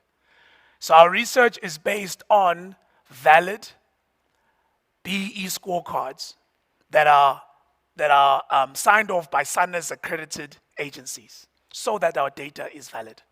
But of course, it becomes a hollow chamber if only the good guys are reporting. So in all your respective places, please stress the point and the need for more companies to make sure they comply with BEE legislation. The subsectors have also been the highlights. Lerato touched on them. In the report, they go into a lot more detail. This is important for many of the sectors where the sector code itself covers the entire industry. Financial services is a great example. But as you know, financial services is made up of many players. You got the banks, the retail banks, you got asset managers, you got all sorts of players, insurance companies, long-term, short-term, all sorts of players in the financial services sector. So whilst we can show you the financial services sector, this year what we've done is that we've also broken up all the subsectors of financial services. That also allows you to have your own comparison as a business in terms of where the research is coming at. You don't have to compare yourself to this consolidated view. You can go into the subsectors. The subsectors is also important for the companies that report in generic. You would have seen that in our sample, whilst our sample is credible over 10,000 companies, a big chunk of them still report under generic because they don't follow or fall into a particular sector code. Now, that leaves out many important sectors where if they had a sector code, it would be very important for us to analyze how things are going there. Lerato touched on a few. My favorite is retail sector.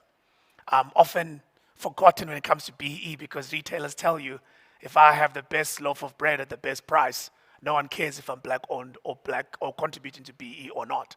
So typically what you have is you don't see many of them doing any BEE deals or even reporting on transformation as an important part of their business. So what that does is it kind of leaves them out. And what we're able to do is to go into the generic and pull that kind of data out.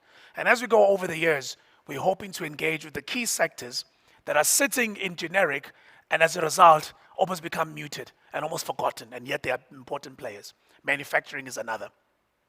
So there's a lot to be done in future. There's a lot we've done so far. So I'd like you to please join me. Another round of applause for Lerato and the team at Intellidex and EmpowerDex.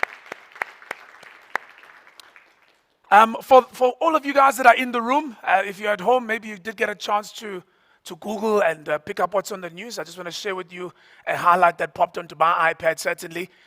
Inflation has reached 7.4%. That's the news that is out, and that is the highest in 13 years.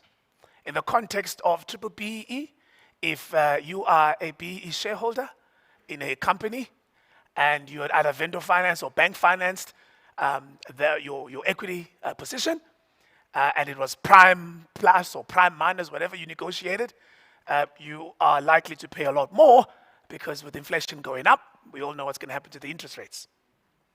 I just thought I'd share that bit of bad news with you. On that somber note, we're going to go on a 5-minute break. After this short break, of course, the ladies and gents are just out the door for the people in the room. At home, of course, you know exactly where they are. You can grab yourself a tea and a coffee, and we'll be back in 5 minutes as we kick off in the second part of the day, which is the panel discussion between two large groups. The first is the sector councils. So we're going to have members, chairpersons, CEOs of those sector councils joining us, and we're talking about the challenges they are facing in driving transformation in their various sectors. And then the second, which will be held, or hosted rather, by Gugulethu Mfupi, is talking to the captains of industries. We've got some CEOs of companies, we've got some CEOs of BEE investment companies that are operating in South Africa. We'll talk about their challenges and successes on transformation. So 5 minutes, and we'll be back.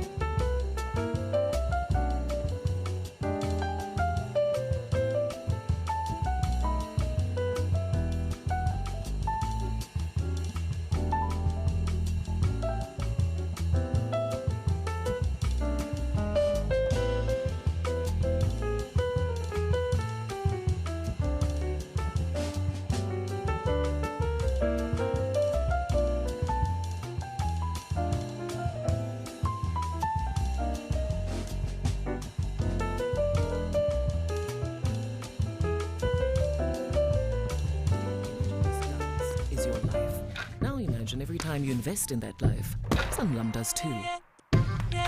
You invest, we invest, until you reach your financial goal. Sanlam's flagship products now come with a built-in wealth bonus, the added reward that creates extra wealth for you.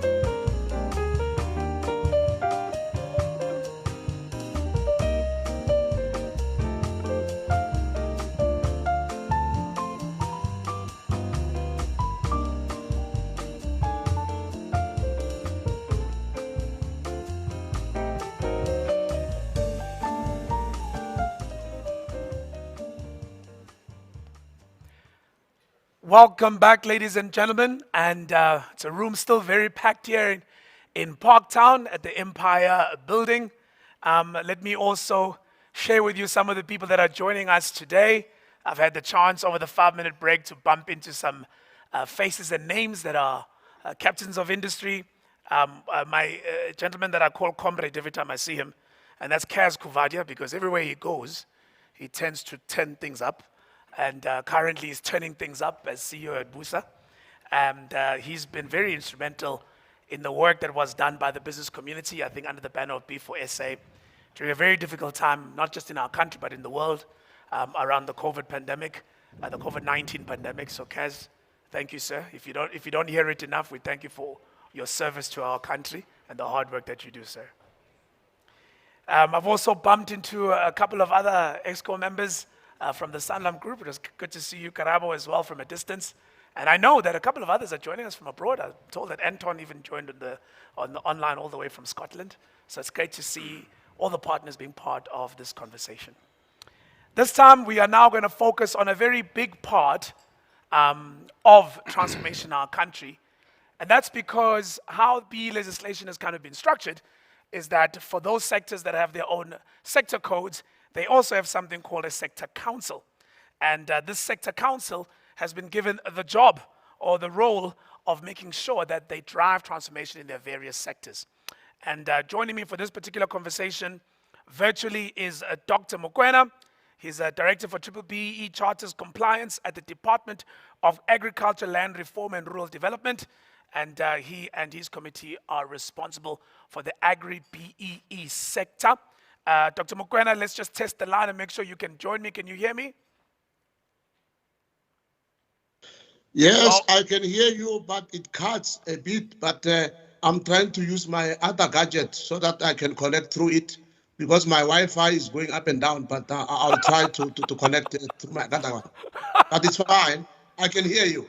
All right, Dr. Mokoena. Apologies to your wife. We are encroaching in your home space. Dr. Mokoena unfortunately fell ill, but instead of canceling, he decided that he'll still dial in. So we appreciate your time. And then here, live and direct with us, is Chief Executive of the FSTC, is the Financial Sector Transformation Council, Ms. Phumla Nqapai. Hello, Phumla. How are you? Andile. I'm good, thanks, and yourself? Lovely, thank you so much for joining us. And right next to her is Councillor Andile Tlohele. He's chairperson of ICT Sector Council. We've been quoting your council a lot. Andile, how are you, sir? I'm great. Thank you so much for joining us. Yeah. And right on the far end is another bit of a comrade in the Black Business Council. I've worked with him for many, many years over the years, coming from the built environment. In fact, I think, Craig, you're the first person who taught me that there's something called the built environment. He's the ExCo member of the Construction Sector Charter Council, Mr. Craig Mfokeng. You well, sir? I'm well. Thank you very much for the invitation. All right. I think let's start with Dr. Mokoena, who's online. Doctor, the whole logic of setting up sector councils was about dealing with the specific issues that face each sector, right? So we have this generic code, which is exactly as the name says, is generic, but we have these sector codes and charters to try and deal with specifics around each of the sectors. I don't know. Can you hear me, sir? Can you hear me? Can you hear me? I can hear you loud and clear. Can you hear me?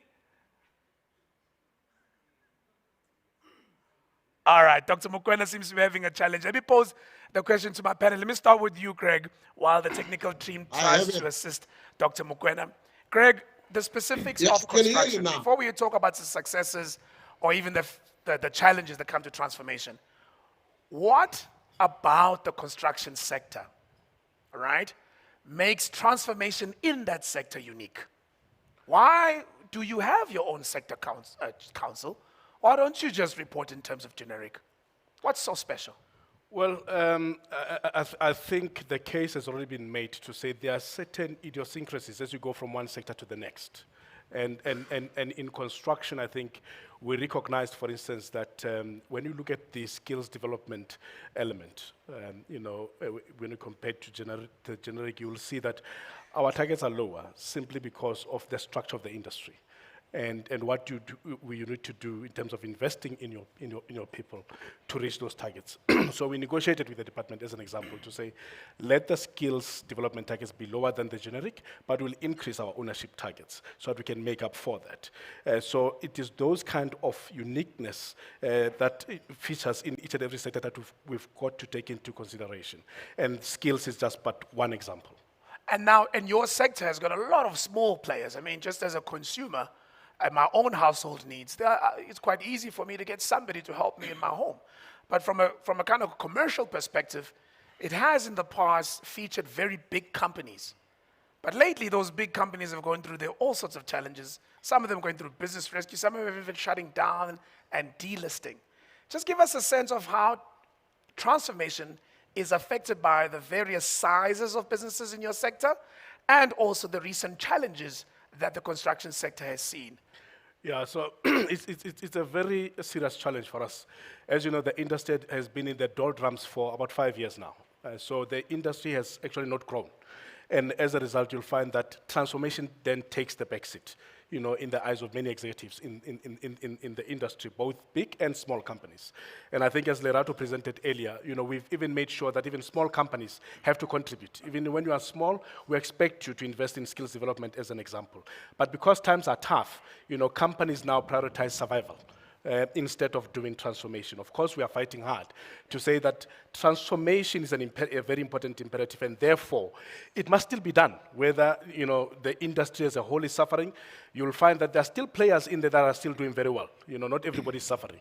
But we are driving the agenda that says we still want to see transformation being prioritized. So that's what we are faced with at the moment, Mtuma, that a lot of the companies are not doing so well, and transformation therefore becomes secondary, you know, to survival. And so the big companies are facing tough times, and so are the small companies. You know, the tough times that are there in the industry are affecting all players. And just to also add to what Lerato said, we have, you know, the professional side, built environment professionals, and that's an engineer to a project manager, wall to wall as I call it, quantity surveyors and everything in between. You've got contractors. And our scope also covers manufacturers and suppliers into the industry. So I just wanted to also clarify that. So our coverage is quite broad, and all of those players are, unfortunately at the moment, struggling. Wow, okay, and that's a very important point, that the sector itself has a lot of subsectors, including professionals. All right, let me move on. Let me double check with my good Dr. Mokoena. How are you doing there, sir? Can you hear me? You look very frozen, Doc, so I suspect you can't hear me. I can hear you. Ah, lovely, you can hear me. So my question to you was, what about the agri-BE sector would affect transformation? Just give us a sense of the history, where the current status is, and how you as a council are succeeding or otherwise in terms of getting companies to be able to report and also transform. Okay, I think let me start by thanking you for, you know, allowing me to come virtually because of my sickness. But yeah, I think as you know, that the agricultural sector is the most untransformed sector in the country.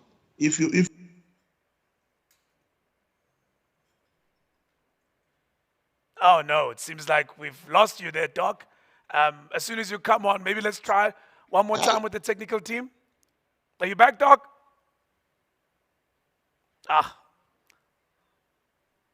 Technology is not helping us. Speaking of technology, Okay. Let me move on to the ICT guys while we try and get Doctor back on. Clearly, you need to do more in terms of making sure we can all connect. But before we talk about what you need to do to make sure we can all connect, Andile, you've been involved in transformation in the ICT sector probably for as long as I've certainly known you. And in preparation of this report, we met with your council, and it was a very big turnout. You were one of the biggest turnouts, by the way. Like there must have been 10 or 15 people from your council that were on the call. And it gave me suddenly the sense that there's a lot of commitment in trying to drive it. But I'm interested in what is peculiar about the ICT sector that affects the way you measure transformation and that affects the scores that we've seen today. Yes. Thanks, and thanks once again, Mtunga, for the invitation. I think in the question, what is peculiar, it's exactly what we see with our panelist, Dr. Mokoena. Number one, we as a sector, generally the structure of our sector is to first deliver the technology. I always tell my government colleagues that in the ICT sector, we don't have the RDP version of technology. So to a larger extent, the structure of the sector is driven by something that we can't control. So we would be first obsessed with delivering the technology that works. That's the first thing. The second part is it's largely driven by IP.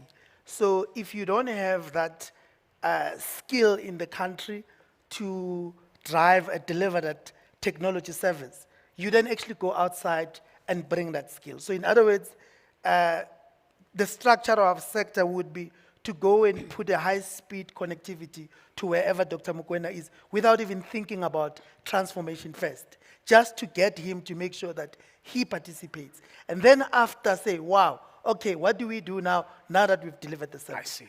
Then the last part, we then do that across all sectors. So all sectors of our economy, if you look at the current environment with the digitization and the 4IR, we do that across all sectors, including the banks. So those three key are actually what makes our sector peculiar, if I answer your question. But I wanted to just to add something. The concept of sector council, I don't want us to lose it, because you ask for as long as you've known me. Maybe the question is, why am I still here? Yeah.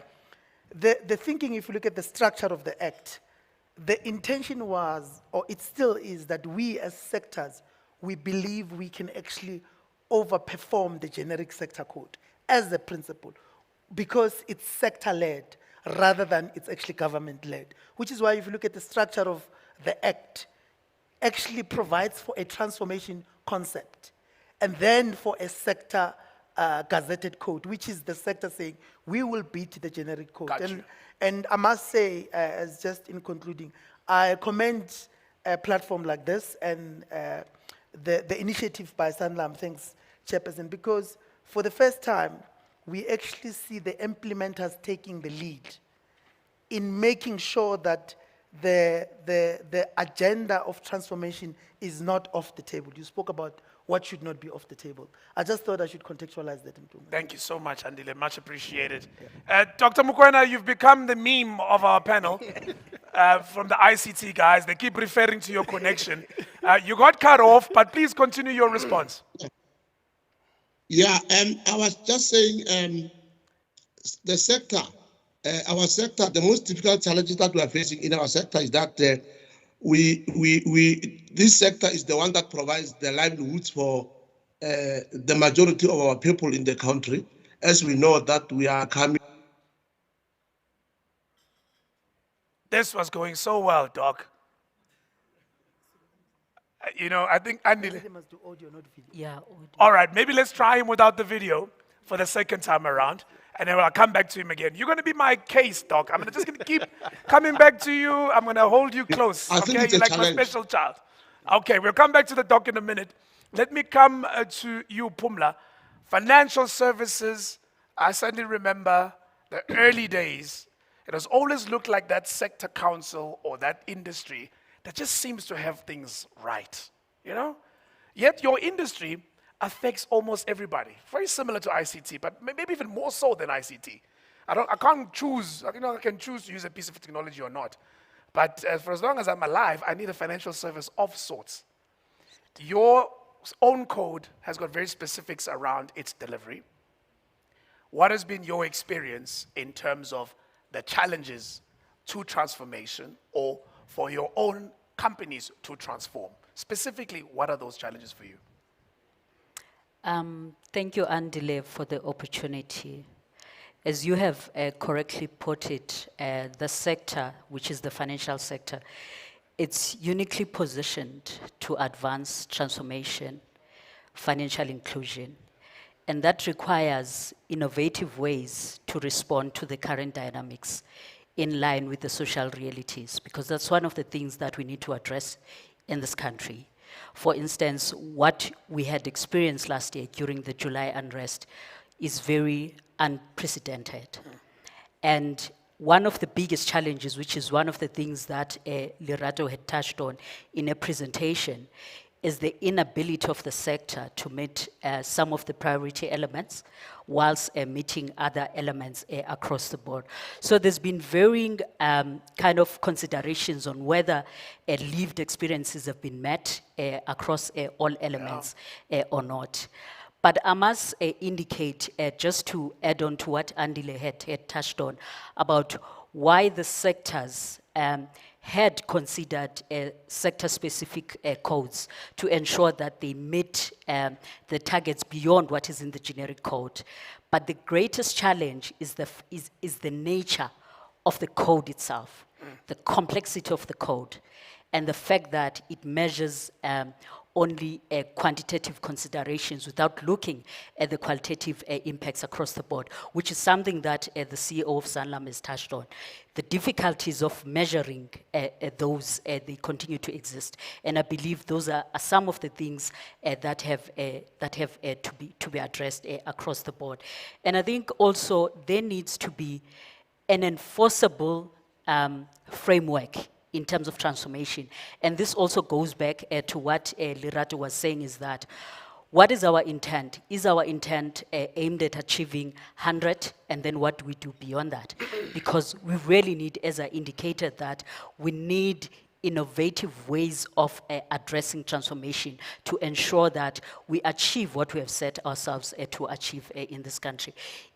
When BEE was conceptualized, or even when this route was determined, it was about ensuring that we consider specific measures towards redress, and the financial sector is at the nexus of that redress. How do we then do that jointly with the market participants as well as government on the other hand, to ensure that there's improvement of the lives of the people among society? And to your point, Pumla, if you're going to achieve that redress, you have to find a way to measure the impact, not just report on numbers, right?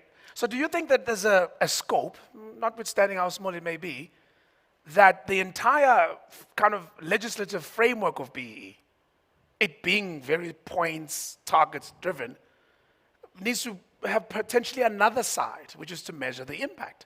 And if you do think so, how could we possibly do that?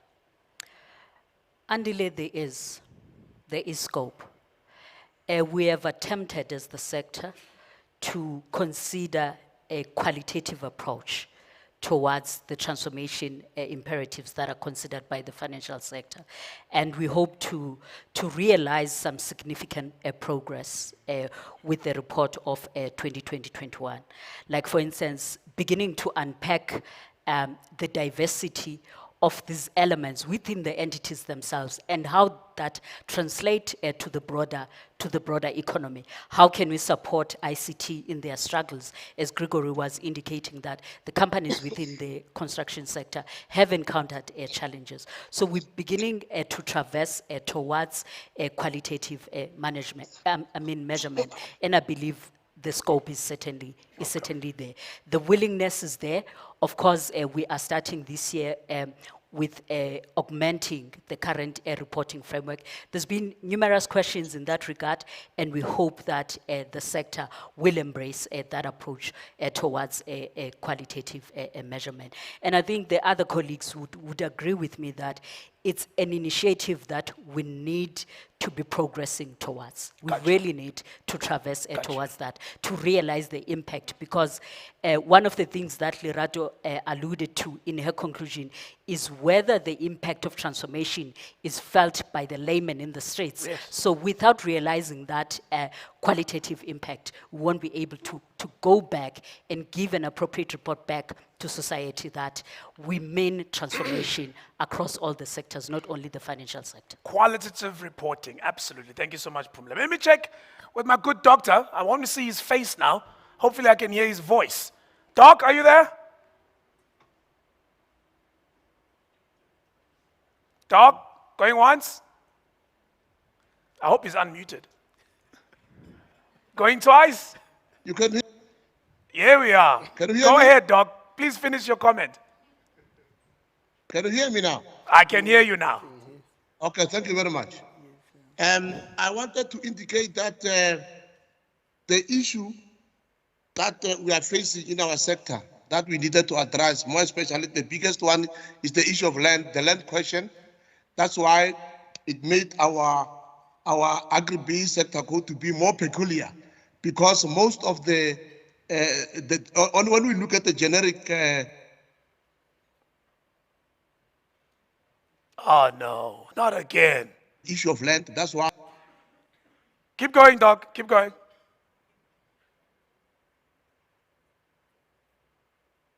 Is his line that bad? That is a challenge in our... Go ahead, Doc. Let me give you one last chance. Okay, I think we tried.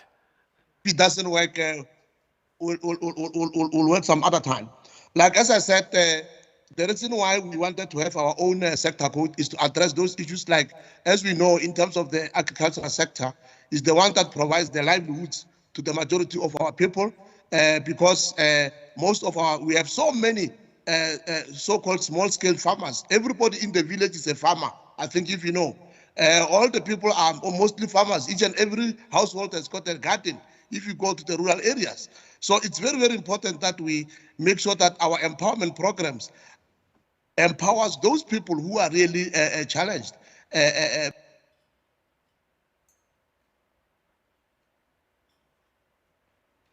Quite a number of programs. Oh, this is so depressing because it's such an important sector. Unfortunately, we're going to have to let my good doctor go. Thank you so much, Doc, for making the time to try and join us this morning virtually. The agri-BEE sector is so, so important. You know, Andile's already coming up with technical solutions right here on the panel. He's already saying maybe they must try a different connection. Unfortunately, we're going to have to move on, as sad as it was. Let me come to construction. Challenges. What are the challenges facing the council right now? I know that when we met, there was a lot of issues around the capacity of the sector council itself. I find that a big problem. The fact that you got sector councils that are well capacitated and you have others that are just dysfunctional. Talk to me about your experience. Mtunga, we have a lot of challenges. But firstly, Mtunga, you said I'm a comrade. So I don't leave my comrade head at home when I come to such functions. I bring it along with me. So allow me just to be a comrade for a few seconds before I get into your question. So first of all, I think, you know, if you look at what we are confronted with as far as transformation is concerned, there is always a question out there as to when will this transformation agenda, the BEE Act, end? And I think from where we are sitting, and by the way, my other hat is that of the Vice President of the Black Business Council. So I hope that my constituency is clear. We're clear, right? So from where we are sitting, the ownership profile of this economy must reflect the demographics of the country before we can talk about an end to transformation agenda. That's the first thing. Before we get there, there is no sunset clause. So whoever is talking about a sunset clause must just forget it. We are not coming to that party. We are not coming to that party. Do not invite us. We want to see the ownership profile of this economy reflecting the demographics of the country. Then we can talk. Then we can come for tea and biscuits. When are we ending it now? But we must all be all right first. That's number one. Number two, the reason why we are here, and I always tell my colleagues at the Construction Charter Council that we are here, we have to enact this and make a law because there is lack of goodwill, especially from the asset owners, the established white sector. Because if there was goodwill, we're not supposed to even have a legislation. They were just supposed to say, no, we own these assets. We are now inviting you, Mtunga. Here are the shares. We are inviting you so-and-so, come and sit on the board. But because of lack of goodwill, we had to introduce a law that says this is the law.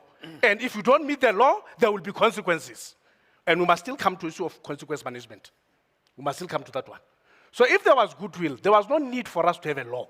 It would have just been citizens of the country sharing in the economic benefit of the country, that's it. Number three, the pace of transformation, contrary to popular belief, is dictated by those who own assets. If I own a company, I'm the one who decides who to sell it to, at what price.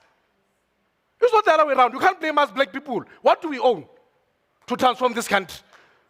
Now there's, when you look at what is out there, no, government is being blamed, black people are being blamed, hey, political interference. No. Let's stop and think about it. The people who decide who to sell to and when are the owners of the assets. So if we are slow in transforming, let's look at the other side. You can't blame us. We don't have money, we don't own those assets. So we must have a discussion with the owners of the assets. When are you selling? How much are you selling for? And most important, who are you selling to? Because the other issue that government was blamed for, by the way, was that no, there are only a few people that are benefiting from this thing. Who decided to sell to those few people? It's the owners of the assets. So let's be clear here that the reason why transformation is so slow is because the white established sector has decided so, not anyone else. Let me come then to your problems. Before you come back to your problems, because now you took me there, you can't just leave me there. Okay. I'm interested. Solutions. Solutions. We must have a willing partner on the other side. White established business must be a willing partner and a willing participant here. They must decide that transformation must happen, and there must be a process where they are not looking at a few individuals just because you are politically connected, just because you sit on a particular board. We want the sunshine to spread to everybody. We want the sunshine to spread to everybody. It was an instruction to Ronarnalo constituency. When the constituency says, say it again. We say it again. The sunshine must spread to everybody. That's what we want. But the asset owners must come to the party. Yeah. Now, when the assets are here, yeah, the money. Yeah. The money. Yeah. Money talks. Yeah. Everything else we know what it does. Yeah. But money talks. So we need the banks to come to the party so that they can fund us. And that's why we are hammering at our own government to say, can you get the IDC right? Can you get the PIC right? Can you get the NEF right? Because now when we go to the financial services like the banks, they tell us that, no, this is a depositor's money. Yeah. We can't take a risk with you black people, man. Yeah. This is depositor's money. We must look after this money. So the government must take risk on us and fund us so that we can acquire these assets. Okay. How do you deal with the goodwill issue? My fellow panelists, I'm going to give you a chance to weigh in. I see you are ready to go. No. How do we resolve? We can only appeal the issue of goodwill. No, we can only appeal. We can only appeal to our white counterparts to come to the party. Now, if you look at how this bill legislation is drafted and all of those things, it presupposes that we are all in, right? We are all committed to this project, but in practice, we actually were not. Right. And that's why there are things such as fronting. Right. Why would you front if you're committed? And by the way, the other issue that we also have to address is that our black brothers are also fronting with black sisters.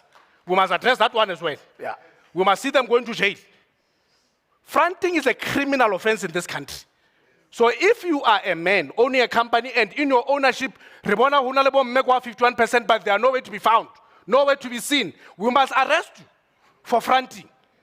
Because it's fronting. So, this project presupposes that we must all be in. Now, we know that we are not in, all of us. Right. So, those who are not willing to participate, we can't force them. Right.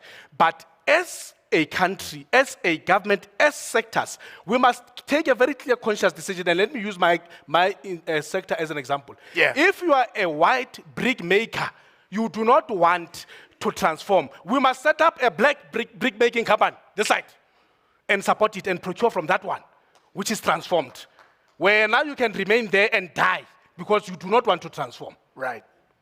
So on that note of your sector, wrap me up with the challenge of your council. Yes. To drive transformation. The same transformation yeah. you feel so strongly about. Let me start up with the institutional challenges that we shared with you. And this is part of the reason why we say government itself does not take transformation seriously. The problem that we have as a construction sector charter council is our funding model. Right? Our funding model, governments has come up with this wonderful legislation, but they forgot to put in that legislation how this sector charter councils are going to be funded. Now, we are appointed as directors, we arrive there, there's no funding model. Now we must come up with a funding model. The funding model that we propose are such that the industry itself must fund these entities so that they can function. In our case, we propose the funding model. Government then says to us, but we're increasing the cost of doing business. We say, but you said we must fund it. Now you can't come back and say we're increasing the cost of doing business. Now as a result, our funding model is still yet to be approved, and we've run out of money that the very same government gave us, and now we've had to retrench people. Hence you see me here today, there's no CEO who's here to represent us. We are here ourselves to come and represent the sector because of that institutional challenge. And it boils down to the fact that government is not serious. How do you sit and make a law and create an institution and not bother yourself with how that institution is going to be funded? And when the players come and they propose, you are the one who opposes. It's a problem. So government itself, the posture of government when it comes to B is problematic. And we also need to address that. So the report was done in 2014. 2014? Yes, it was done It's in 2014. 2022. Indeed, indeed. And these are some of the institutional challenges that we shared with you, that it is problematic. Because if you don't fund the institution, how do you expect that institution then to have the capacity and the resources to do reporting? Last question. Any chance that the sector itself could contribute? Yes, yes. In fact, we will be releasing a report. So we've decided that notwithstanding the challenges that we are faced, we will make a plan. And we are making that plan. And we're hoping that soon we will release our own report. Thanks, man. And thanks for putting us on the right track. Councillor Andile, so now the question is two-pronged. Your reflections on B in general and maybe some contributions to the points raised earlier. And I'm interested in the challenges facing your council. Yes, I think, thank you. You know, as my fellow comrade was alluding, and I actually realized, if you wanted to understand the successes of the ICT sector, you basically take everything he's been saying and just turn it around. So, and it's largely because, I'm born from the sector. I'm from the sector. So what we did, we started this process in 2003. If you look at the political climate in 2003, there was goodwill from the sector. I can politicize. The ANC had 2/3 majority in parliament. So business and industry was really wanting to help. And this was really an innovation in South Africa to say, here's an instrument that has indicators, and I'm sorry, to go a couple of countries next door, you have to put bribes under brown. Here, there's a scorecard, there's a certificate, and all those things. So, I'll give you a classical example what we did in the sector. It's industry-led, and we don't, of course, have a issue of race in the sector. We have issue of capital, right? Because I'm part of capital. So the structure of our sector, we've got multinationals, investors. We took a decision in understanding that some of the IP comes out of the country, some of the multinational. We said, you come up with a solution. We got them at Helder Crane Estate. They come up with 3 proposals. Guess what happened? Today, one of those proposals is the largest investment vehicle in South Africa. That multinationals only do it in this country, ladies and gentlemen. Like what? What's it called? Equity equivalent investments. They come from the ICT sector. MCHEM and all those guys. Today you've got Amazon here in South Africa, Microsoft, and all those players. They will never set up offices anywhere in this country. We will probably be serviced in India or anywhere. But because of that, they are doing it here. But you won't see the story behind. That it's the success of the involvement of the ICT sector in transforming the sector. That's just one example. The second example, you can go and look at the notes. We as a sector, before even the DTI was gazetted as a sector code, Cabinet had agreed to gazette our sector code as a sector code. So we almost had the industry that was eager to transform. So if you ask us what is our problem, is a government that can't respond to the pace and speed at which we want to transform. Our amended sector code was ready in 2019. This sitting right now at DTIC for the past 3 years. Why? I'm not going to answer that question, but you are asking us the nature of us. So the problems that Gregory, the other sectors have, We have different challenges in our sector because ours is to think of transformation as the need to overperform the compliance aspect. So let me just give you a design. You asked a question earlier to say, is there a need to change the indicators? The answer is yes. We are worried about overperformers. What happens to Sanlam chairperson? Over and above the scorecard, what happens to the other things that they do beyond the scorecard? Shouldn't we then have a transformative indicator that says beside your compliance, which I agree, those that don't comply must then be done something. But what about those that overperform? What about those that are dealing with impact, are dealing with managing expectations? What about those in the ecosystem? We as the council, we've taken a decision to say we will develop a strategy. And we are thinking that those indicators must go into the strategy. We have our own issues in the sector, which we know, but to a larger extent, we see ourselves as leaders in transformation. And just the last examples, in the telco sector, people are discounting the spectrum auction that recently happened. I mean, BE was a key condition, right? Exactly, was a key condition. It was a long process. I mean, those who've been in the sector would understand that the act had to change from the word may to must. And first, they had to change the constitution to ensure that equity is not a may, is must. Then it follows through. So to see that is happening today, I think for us as a sector is something that we pride ourselves in. Even the issues of funding, we don't have those issues of funding. We are funded by... Right. Yeah, yes, right, kancane, but you can never say, but we don't, because the sector, so we took an approach as a council. I mean, we're incubated by government. We told them that we will show delivery first, and then we know the sector will pay the money. I think what is lacking, and which we are trying to do now, is a collaboration amongst sector councils on best practice. But I think we must never discount that we started the process when the climate for transformation was positive. And we are still keeping in that spirit. So even if you arrive today in our sector and you criticize BE, no, we tell you, no. Here, the spirit in which we want to do this thing is actually much more a positive only. And we want to see the sector transforming beyond numbers, contributing to the impact, managing expectations, and driving the economic growth for the fourth IR innovation. Wow, round of applause for the work that the ICT sector is doing. Not without its challenges, but it's good to also talk about the successes. Pumla, your views on the direction that the CADA there, Vice President of Black Business Council, has taken on, your reflections on transformation in general, but specifically in financial services, the view from the outside, Pumla, you guys look like you're styling, okay? You look like you're flying. I was reading the report the other day of just the banks, and all the numbers are looking amazing. So dare I ask the challenges you are facing? Thank you, Andile. I concur with the challenges or the statements that Greg has alluded to.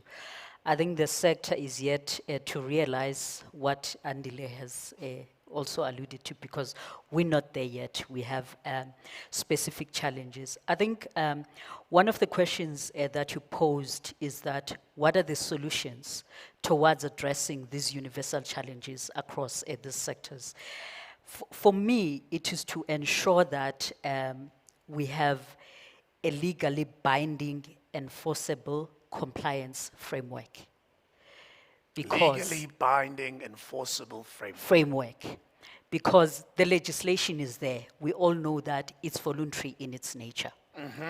And then if you then do an assessment to determine the pace of the transformation in the sector, for those that do not meet the targets or that have continuously failed or regressed, is to name and shame.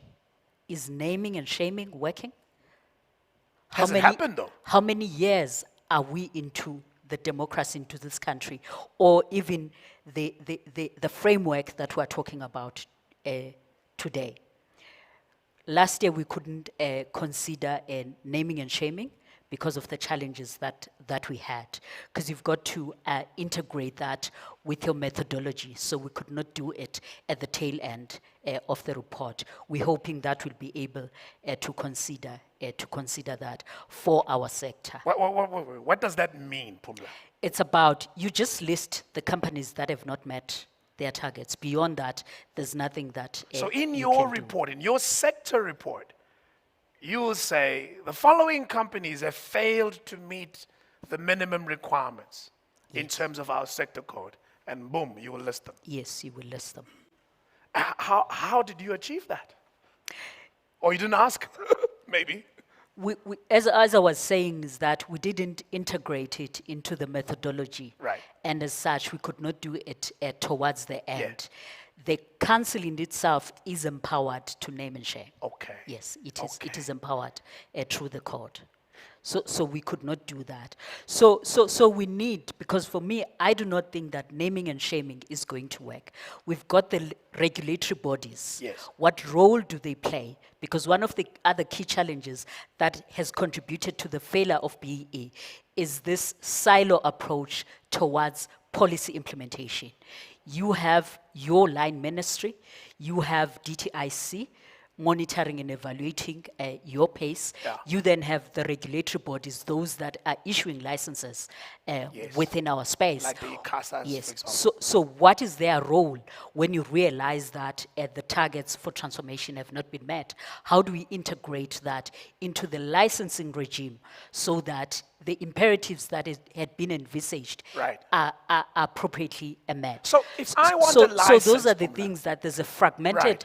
approach to implementation of the policy provisions. hear you. Each one is just focusing on issuing licenses without looking at the blind spot on whether those companies have fared well in terms of their contribution towards transformation. To pick Andile's example, ICASA had a clear requirement. I think it was 30%. Yes. Right? So there was a clear requirement on black ownership, not even contribution level, that if you don't meet this, tough luck, you're not getting spectrum. What did the companies do?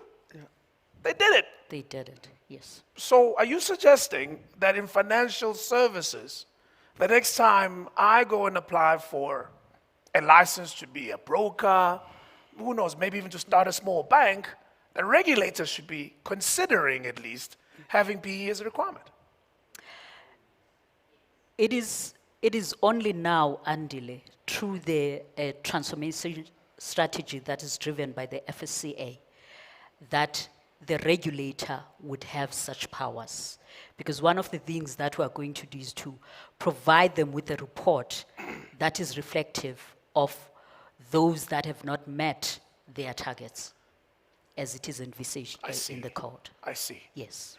So there are those ones. Hence my point Right. is on ensuring that we've got a legally binding, enforceable framework. Without that, we won't achieve what we have set ourselves to achieve. And for me, not only for the financial sector, but across the board. And I also think, because we have deliberated on the need to to measure the qualitative considerations, our first point or our point of departure should be the fact that in this country there are social indicators that we want to address. Right. So when we put the targets, those should be aligned to your demographics. Greg has spoken about this, that we need to ensure that the transformation measures are a response to addressing the dynamics within our demographics. So if we're talking about the majority of the people, then when we measure the impact, it should be aligned to that. Got you. Greg, on that note, Yapumla, around an enforceable framework, you touched on consequences in your comrade moment there. You've touched on we must go back and talk about consequences. Pumla's bring some strong suggestions. Andile has shown it in his sector, certainly, that it can be done. What sticks would you consider in terms of managing consequences? In fronting, it's already a criminalized offense, so you can't go to jail. So at least there's a consequence there. But she's saying naming and shaming, they're going to do it for the first time. But she's saying she doesn't think it'll work. What do you think would work? No, let's forget about naming and shaming. South Africans, we forget very quickly. We name and shame you this week. Next week, we've moved on to another new story. So naming and shaming is not going to work. So we must find firmer measures. And I'm aligned with my comrades here to say we need to look at our licensing regimes. When you go to China and you register a company and want to trade in China, you don't go there and negotiate with the government of China, or no, I must own this business 100%. They tell you the law is that 51% of this business will be owned by Chinese. Finish and clear. They are not negotiating with you. We must do that here. CIPC. Someone would say that would deter investment. Did that law deter investment in China? If we have to take China as an example, and we can use other countries as well. Now, first of all, it is what is good for the country before we look at what's good for investors. We have a citizenry here that we have to look after. We must create jobs, and that's why there are laws, for instance, that you can't just bring people to come and work here. You must bring those skills that we do not have in the country. So we can't, because somebody says, no, I've got a 2 billion rand check, just waive every law that applies. I must bring my people here. I don't want to hire South Africans. We insist on that law to say, you will find the people here. So we can do the same. To say, if you do not like our laws, well, you can go and invest elsewhere. But because we have agreed as a country that this is important for us, that we must own the economy of this country, we must do that. Right. And implement that law. So licensing. Yes. Registration of companies. That's right. Basically integrate transformation in every lever you have as a state. Indeed. And including doing business with our government. Because the problem with our government is that you can even still do business as a B-BBEE level 8 or 9 or non-compliant and still have a tender with government. So that's why we say government must also take this issue very seriously. So we must also agree as a country that you can only do business with government if you are a level 1 contributor. Finish and clear. We make that a law.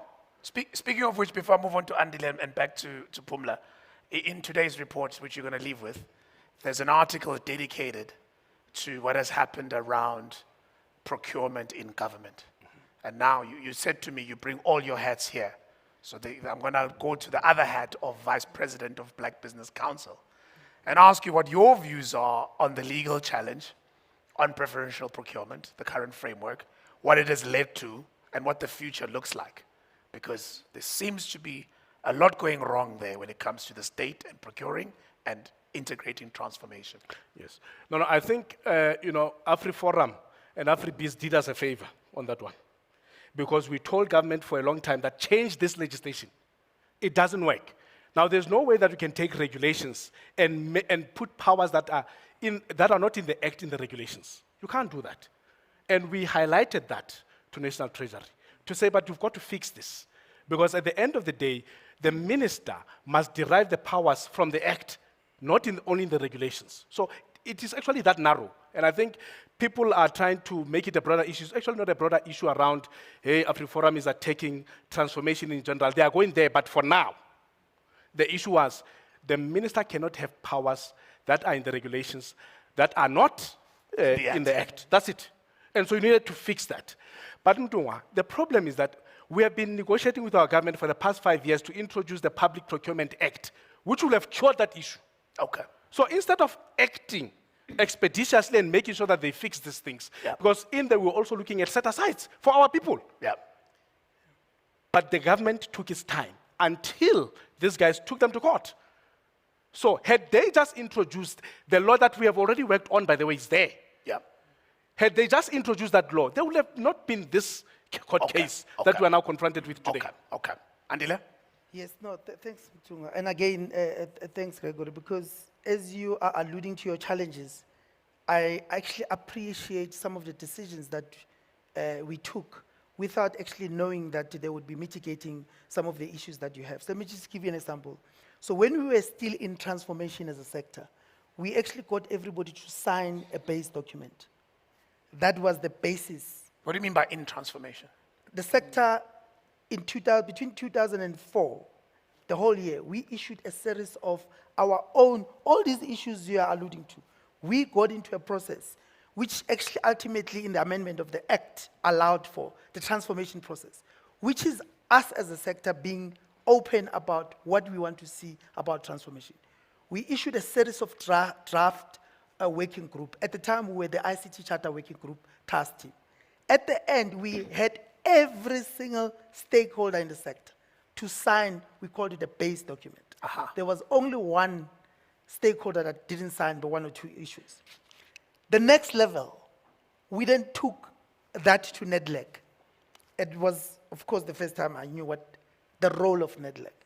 And I think it was at that time, and I wanted just to introduce here. So some of the people you are alluding to that should be part of the process now, we included them then.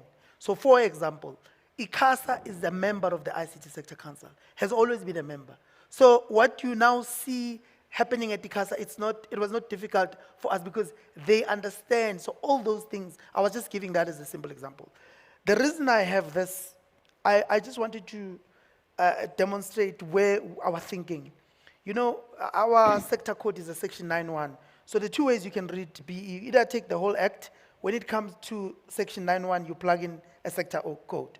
Or you take the sector code, you plug in the act. But the commitment number 10, and this is now part of our sector code. It says, we commit, resolve and to commit, to comply with the requirements of the ICT sector code as defined in this document, and where possible, meet and exceed the targets across the sector. So in other words, our starting base for us is not just to tick the box. It's actually to meet and exceed. Our intention, if you look at our draft charter then, and I must say even then in Powerdex was even the BEE rating, then they had the platinum gold, which we changed. It was, you would take pride in achieving a BBBEE status, not comply. So I'm going to just assert something that I've asserted at the BEE Commission. My view is that let's assume the generic code is for compliance, because it's a top to bottom approach. By implication, a sector code should what we call transformation. So when we define what is transformation, in our head we should be saying sector issues, which automatically means all the issues you are referring to falls off. I'm saying if your sector does not want to transform, they might as well as fall under the generic code and then have a top to bottom approach. And everything that you've alluded to, which is punitive, then kicks in. I think if you can present that as a case, because our thinking, we're a transformation tool. So ours is to transform, meet, and exceed. So if I'm hearing you, generic must be compliance. Yes. A sector code must be transformation. Transformation. Very so which means you can't have these issues in the transformation code. Because we assume compliance already. We were thinking you are with us. We also accept that even in the transformation, there will be those that refuse to transform. Yes. But they would prefer to comply. But you know what? Come to the transformation club.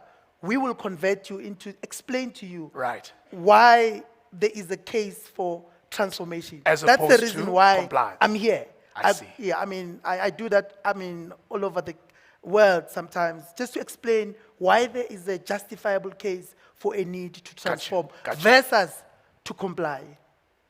Pumla, I'm learning on this panel. I even know the difference now.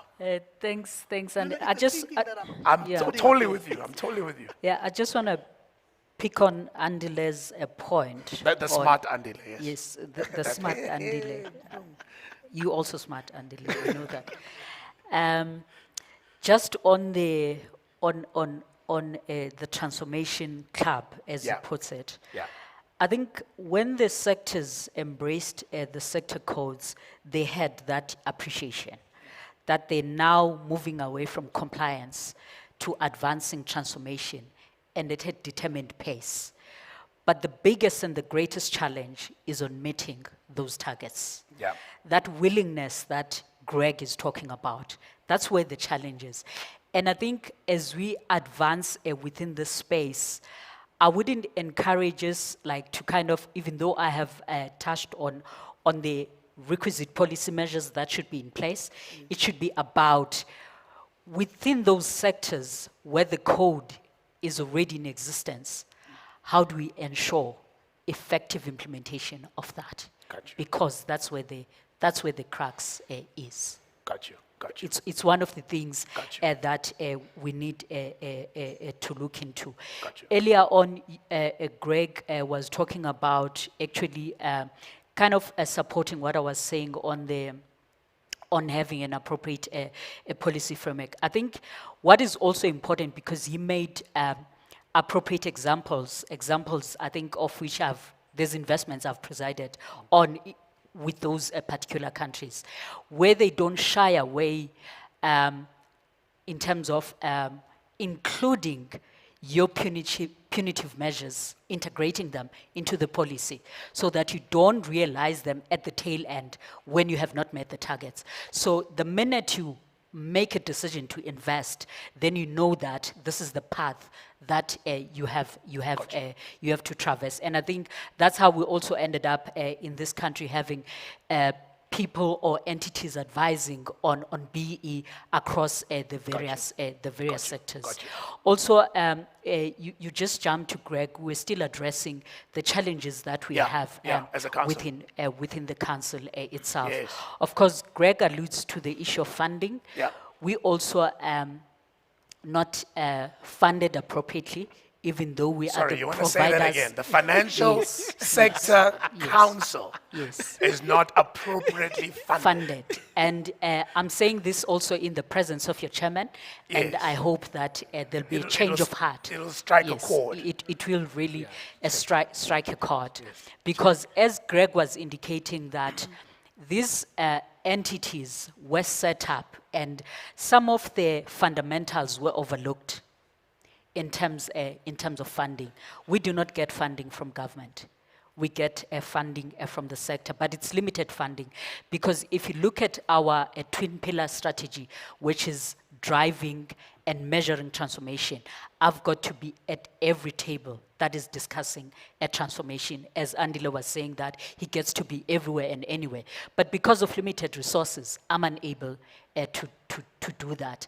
I'm unable, say for instance, to consider a particular report, like to consider a particular methodology. When Stewart was presenting, he alluded to some of the challenges that we are encountering, but we find a way of getting through those, like wanting to procure an appropriate reporting tool that is there, and you tweak it as and when the dynamics are kicking in. You can't do that? I can't do that. So I have to devise a methodology at the beginning of each measurement period on how we are going to navigate the limitations that we would have encountered from the previous reporting cycle. What does your sector say when you ask them for money to develop a tool to measure transformation in your sector? On what basis do they decline you? We are in discussions with the sector, and there's a number of issues that have come up, and I wouldn't want to bring them to this to this platform. All right. But one of the glaring things that some participants have raised within the sector is the outstanding review of the code itself, that they have not seen much progress with that, and they find it difficult to move with other imperatives that are brought to the fore. This is your sector code or the generic codes? Our sector code.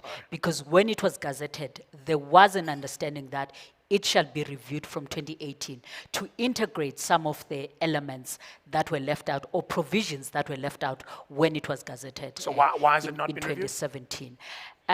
I would say it's one of the, I was coming to that, it's one of the challenges that the sector is encountering. As you know, that the sector is established on the backdrop of NEDLAC, and decision making within NEDLAC is consensus based.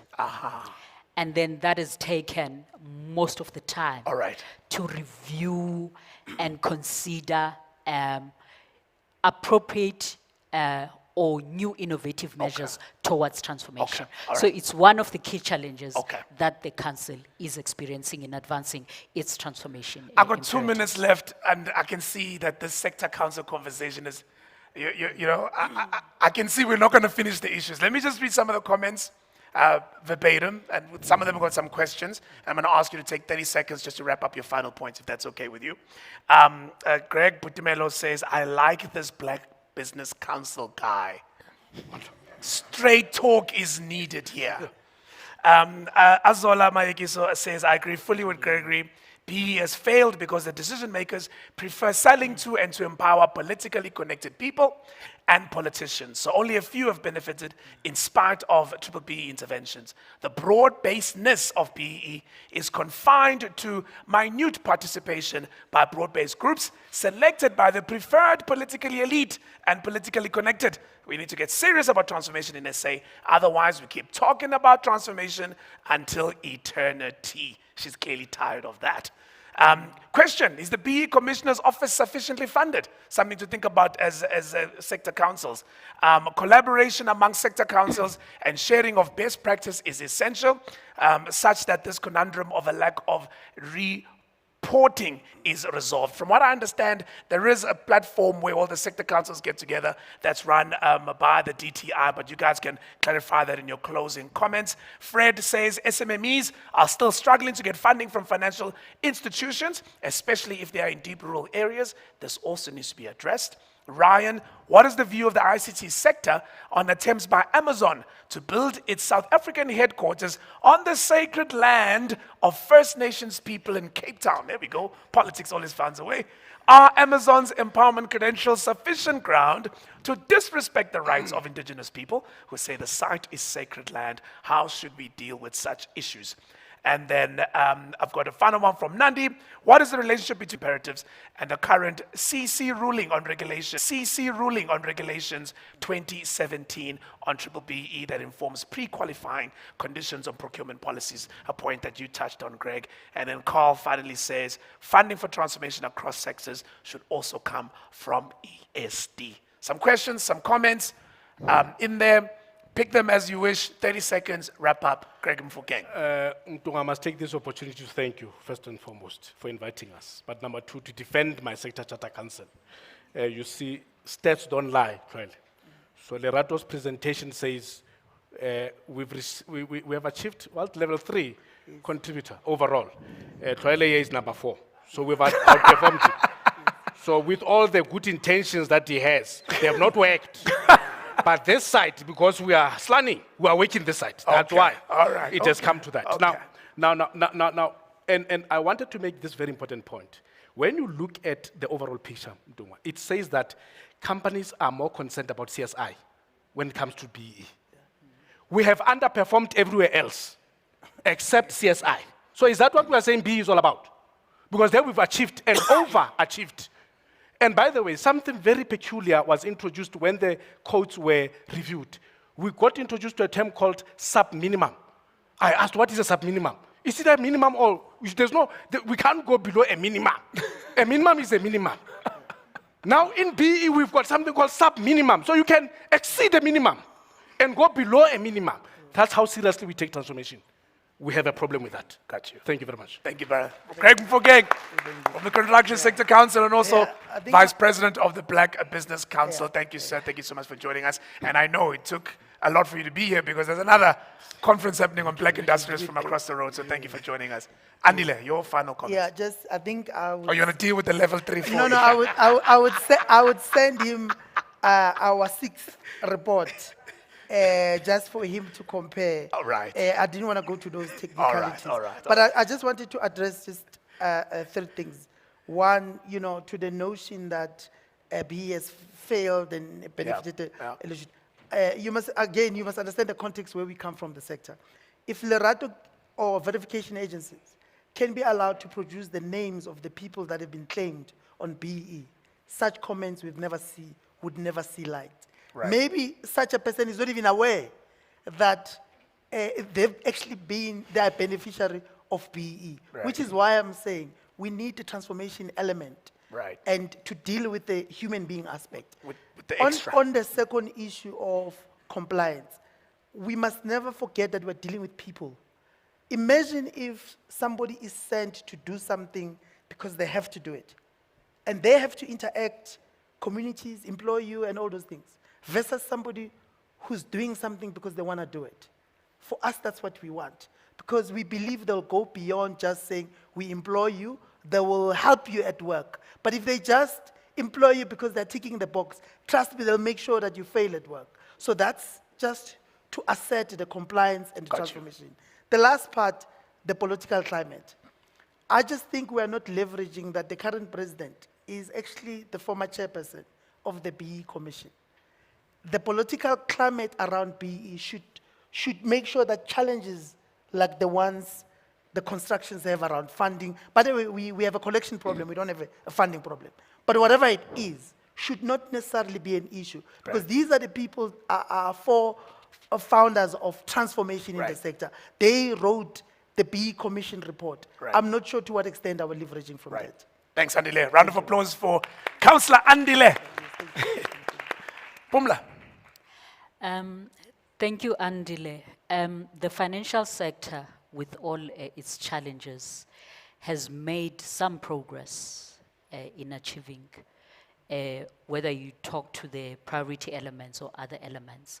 But I believe that more needs to be done to achieve the envisaged pace of transformation, particularly in light of the role that is played by the sector as a catalyst towards economic growth and development. More needs to be done.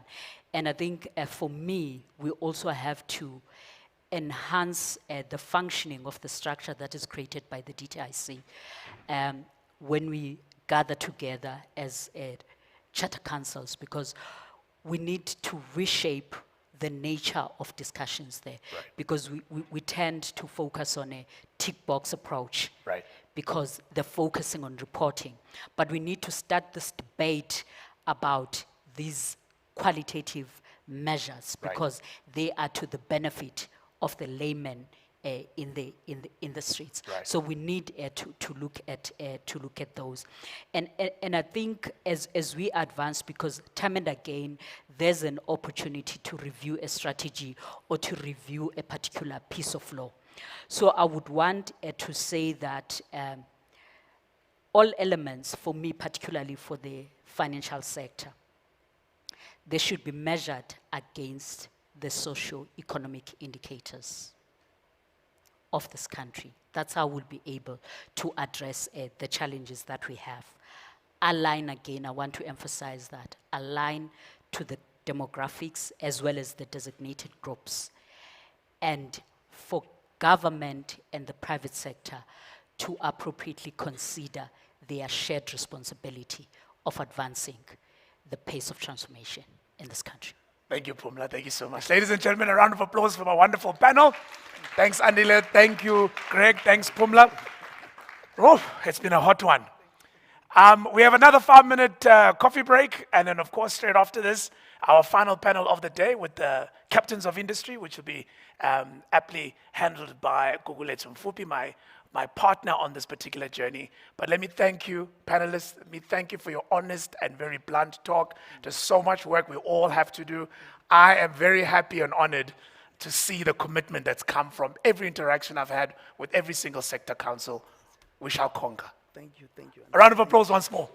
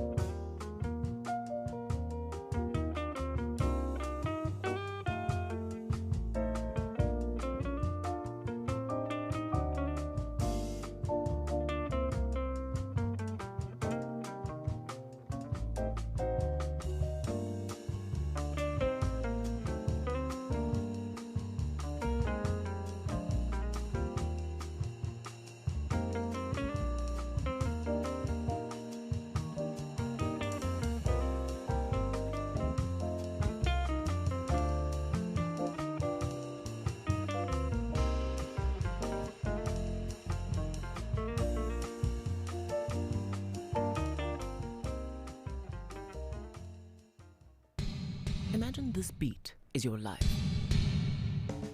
Now imagine every time you invest in that life, Sanlam does too. You invest. We invest. You invest, we invest, until you reach your financial goal. Now, doesn't that sound good? Sanlam's flagship products now come with a built-in wealth bonus. The added reward that creates extra wealth for you. This looks like a normal jar, but it can do amazing things. Far more powerful than you can imagine. All it takes is a coin to put inside, and every time you do, magic happens.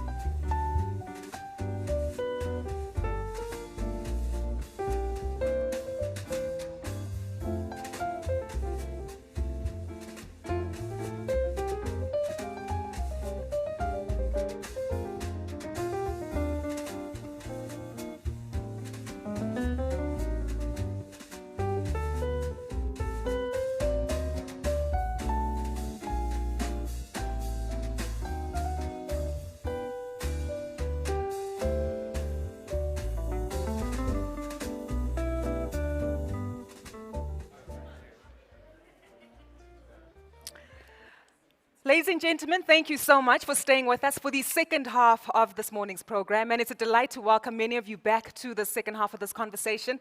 Those of you who are present with us in the room, we are grateful to have some warm bodies with us as we look to deliberate and engage on this critical conversation. And of course, welcome back to those of you who are joining us online for the second half of our next panel discussion. Now, this one's a really interesting one. I think the tone and the conversation and dynamics have been set by previous speakers. But this time around, we actually have captains of industry, leaders within their respective sectors, and entrepreneurs within their own spheres, and have experiences both as executives and, of course, entrepreneurs, and as individuals who fit into the definition of Black South Africans in the country, who have walked this journey regarding transformation in the country over the last few decades. So I'm quite excited for this conversation and would like to welcome them. Some of them will be joining us virtually, and in light of the technical challenges that we've been experiencing this morning, I think we are all quite comfortable in knowing that technology is a great friend, but it's a fickle one.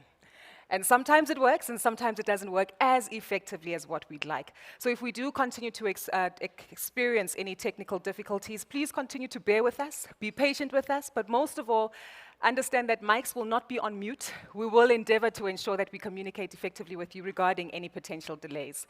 But on that note, allow me to welcome my panelists who will be joining me, two of whom are joining us and dialing in virtually and will be participating in this particular conversation as we look to extrapolate the experiences, the detail, and most importantly, the solutions that can be implemented by captains of industry. I'd like to welcome here, present with me in the front of the stage, Phuthi Mahanyele-Dabengwa, who is the CEO of Naspers South Africa, followed by Vukani Mqadi, CEO of Accenture in Africa. And joining me virtually are two leaders as well who need no introduction to the South African business landscape. Hamza Faruqi, who's the CEO of Millet Investments. And of course, in a moment, we will be joined by Cindy Mabasokoyana, who is the chairperson for the African Women Chartered Accountants Investment Holdings. On that note, I think there's quite a bit to discuss in varying pillars of the insights and the report that we're going to delve into. And first things first, I think it would only be fair to reflect on the last decade. Lerato highlighted earlier in this morning's presentation to essentially say that perhaps this last decade also speaks to a potentially lost decade in terms of the regression of BEE progression that we've made. Quick fire comments from each of you as captains of industry, your thoughts and your reflections and your experiences in the last decade that perhaps speak to this narrative that we see from the Sanlam Gauge report regarding the regression and essentially slowdown in our efforts to truly transform the economy. Phuthi, let's start with you. Well, thank you very much, Kuku. And I think from our perspective, you know, when you operate any business, regardless of the external circumstances, you need to remain focused on what it is that you want to achieve. And so from our perspective, I would say in the last decade, we have seen a significant change in our business. We have gone from being a media business and television business to being a 100% internet business. And from that perspective, have also been focused significantly on our Black economic empowerment. And so, have looked at all the elements of the scorecard in terms of transformation, preferential procurement, all of that. And I'm very happy to be able to confidently sit here as the South Africa CEO of Naspers, knowing the work that we are doing within Naspers and have been doing over the years and the results that we've been able to achieve as a result of that. Gotcha. So the last 10 years for us has not been a loss. If anything, we have used what we have to be able to grow on it, and there's been significant growth. Yeah. Let's get your thoughts on this one, Vukani. Yeah, thanks, Kuku. I come from the IT sector, so like Andile was sitting here earlier, it's definitely not as gloomy as what the construction sector has been highlighting. Gotcha. But let me just say, definitely we've seen a significant amount of progress. Specifically in my firm, the firm that I lead, I can tell you that there's a significant amount of progress across all areas of that we measure for BEE. I do want to say, however, there are two aspects which we need to focus on as a country. I think it was very much reflected in the report. Management and control remains a challenge, okay? And also ownership. Frankly, we have to take much bigger steps on this too. I'm particularly worried about management and control because it's in our hands. Okay, I'm a multinational, I lead a multinational, so it's not always easy to convince someone who sits Lord knows where in the world, who's running a global firm and say, hey, I want to overnight change Accenture and make it 51% black-owned. Many questions, as you can imagine. So there's a lot of convincing to do, as you can imagine. But management and control is in our hands. There is absolutely no reason that we do not fast-track that in our firms, and that's definitely in my horizon. By the way, I'm not saying that we should let go of ownership too. I'm just saying it probably will take a little bit more convincing than it should be with management control. You've taken us down there, and I was hoping that we'd get there a little bit later, but let's delve on it even further. Accenture actually sits as a level 1 BE contributor in South Africa. So clearly there are some aspects and avenues of the pillars that you're getting right. But let's talk about that management and control and the kind of conversations you have to engage in with your international counterparts to shift their thinking to that narrative. Look, I'm driving an agenda to get Accenture to 51% black ownership in the country. Today we're 30%. But I have to admit that because it's not legislated today, okay, 30% is. So it was actually not 30%, 25, so pushed to 30%, okay? But 51% is not. So when I get into a conversation with my counterparts on the other side, the question is, why? Okay. Okay? So you have to spend a lot more time explaining the dynamics of the country, the rationale, et cetera, for them to be convinced. I'm not there yet, but I'm definitely pushing for that. However, what I'm saying on management control is that, I'll give you a story. When I landed into my role, I found that management control, most of the senior roles are actually run by white folks. That takes at least 3 years minimum to anything beyond to change, because you don't wake up one morning and say, hey, I'm changing my entire executive team. So you've got to be careful about how you drive that. But what I'm saying is that we have a serious opportunity as leaders of corporates to look strategically at how we can actually, and we mustn't wait for these guys to retire, huh? Mustn't say we're going to wait for them to, we have to take initiatives, culture that naturally accepts this in an organization. It becomes much easier, and all of that sits in management and control. So that's why I'm pushing very hard that we actually drive that and get in the right direction. Puti, I've kept you too quiet on this one, and before I get Hamza's thoughts, you naturally come from a sector that is, of course, delayed in terms of transformation. NASPER itself, a level 4 contributor, in line with the national average as well as industry score, but of course there's efforts to improve that. Let's talk management and control. We'll shift to ownership, which is something that NASPER actually does have a positive track record in. Yeah, so obviously being a global business, we operate in 100 markets around the world. Management control is not a strong area for us. Having said that, we have been focused on improving that. I mean, if I look at our efforts here in South Africa, you know, we have driven a very focused program with respect to employment equity, to the extent that now 74% of our management team is black. And, you know, and that has been a consistent focus with respect to employment of people. And so in terms of management control, you're looking at the whole globe. You know, and so that is a bit more problematic for us, but notwithstanding that, we continue to focus on ensuring that we can make that a bit stronger. But yeah. So what are the obstacles and the hurdles, I guess? Give us some insight into some of the day-to-day challenges in terms of implementing some of these changes. In terms of management control? Sure. Well, I mean, I think here in South Africa, we've overcome that completely. As I mentioned, the fact that, you know, we have the majority of our leadership being black, actually the majority of our leadership being female.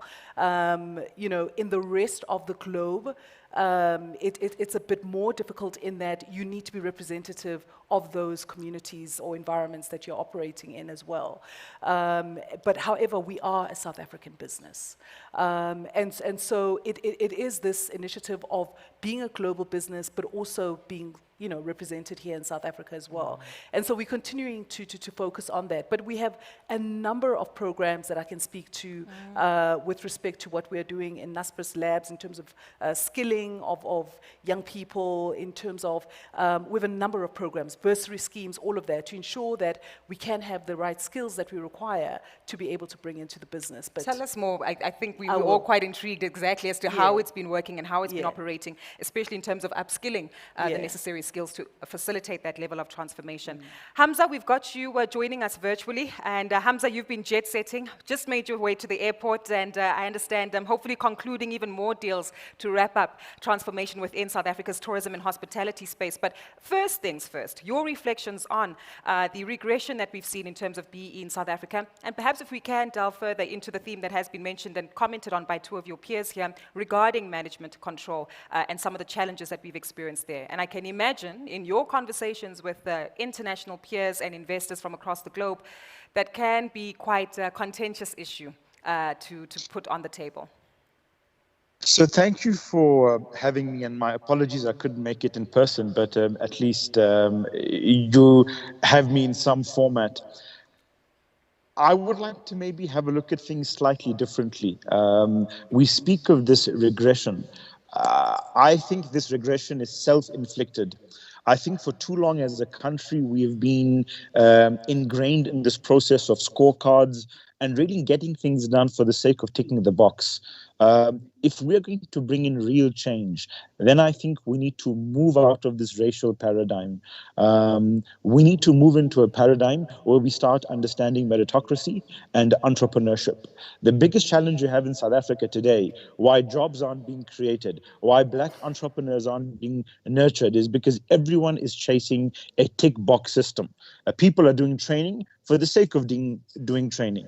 We're doing training because we just need to earn some points, and we're breeding mediocre entrepreneurs who aren't excelling. And that's getting us into a cycle of not having excellence meritocracy. Our challenge we have here is with the scorecard, I think, sets us in such a racial place, which is divisive. And I think it's also allowing the status quo to continue. So I think there's need for significant change. I think the numbers and the reports speak for themselves, but I think it's time that we find an alternate beyond just a scorecard. Something has to give, and I think what's going to give is meritocracy. If you are good at what you do and you succeed at what you do, you should get the capital and you should get the support. South Africa still doesn't work on that mantra, and I think there's need for significant change if South Africa is going to grow as an economy and really go and build a really inclusive country and framework moving forward. Hamza, I do want to challenge you there and put you disagree or agree? I disagree. I'm sorry. When I look at our industry, when you look at capital being made available for tech entrepreneurs, as an example, you see that the majority of capital is going to white entrepreneurs.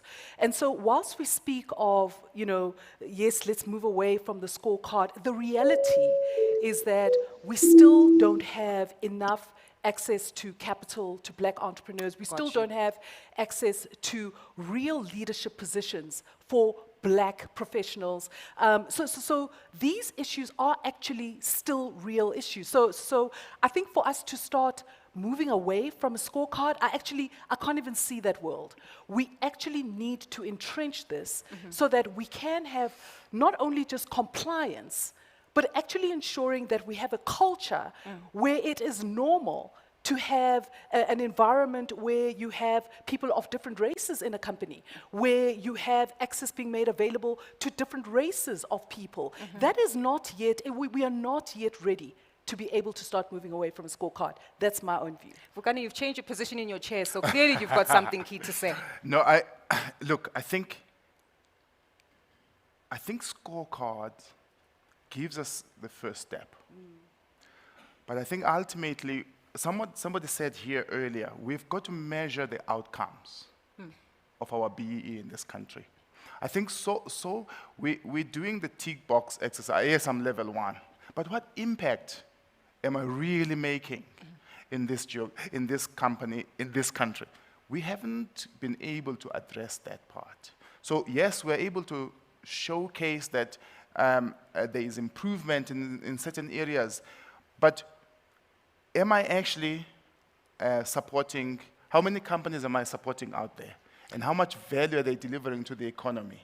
How many youngsters am I training through my training programs, and what do they bring to, so we've got to be able to have some kind of a measurement that really provides us with meaningful insights in terms of, is the BEE policy actually working for our nation? Got you. And I think that's a valid point that you both mentioned here. And Hamza, I do want to get your response in terms of meritocracy as well as, of course, ensuring that we do prioritize compliance. But are there incentives enough to ensure that we see more companies report on this and actively prioritize compliance within the report? And of course, not just incentives, but intention. Because what I'm getting from the both of you here is that there's a clear direction, there's passion, there's intention. So it's very clear as to what impact you're looking to do on the ground versus just the box ticking exercise. Is that intention shared throughout the sector and even the country, really, in terms of leadership?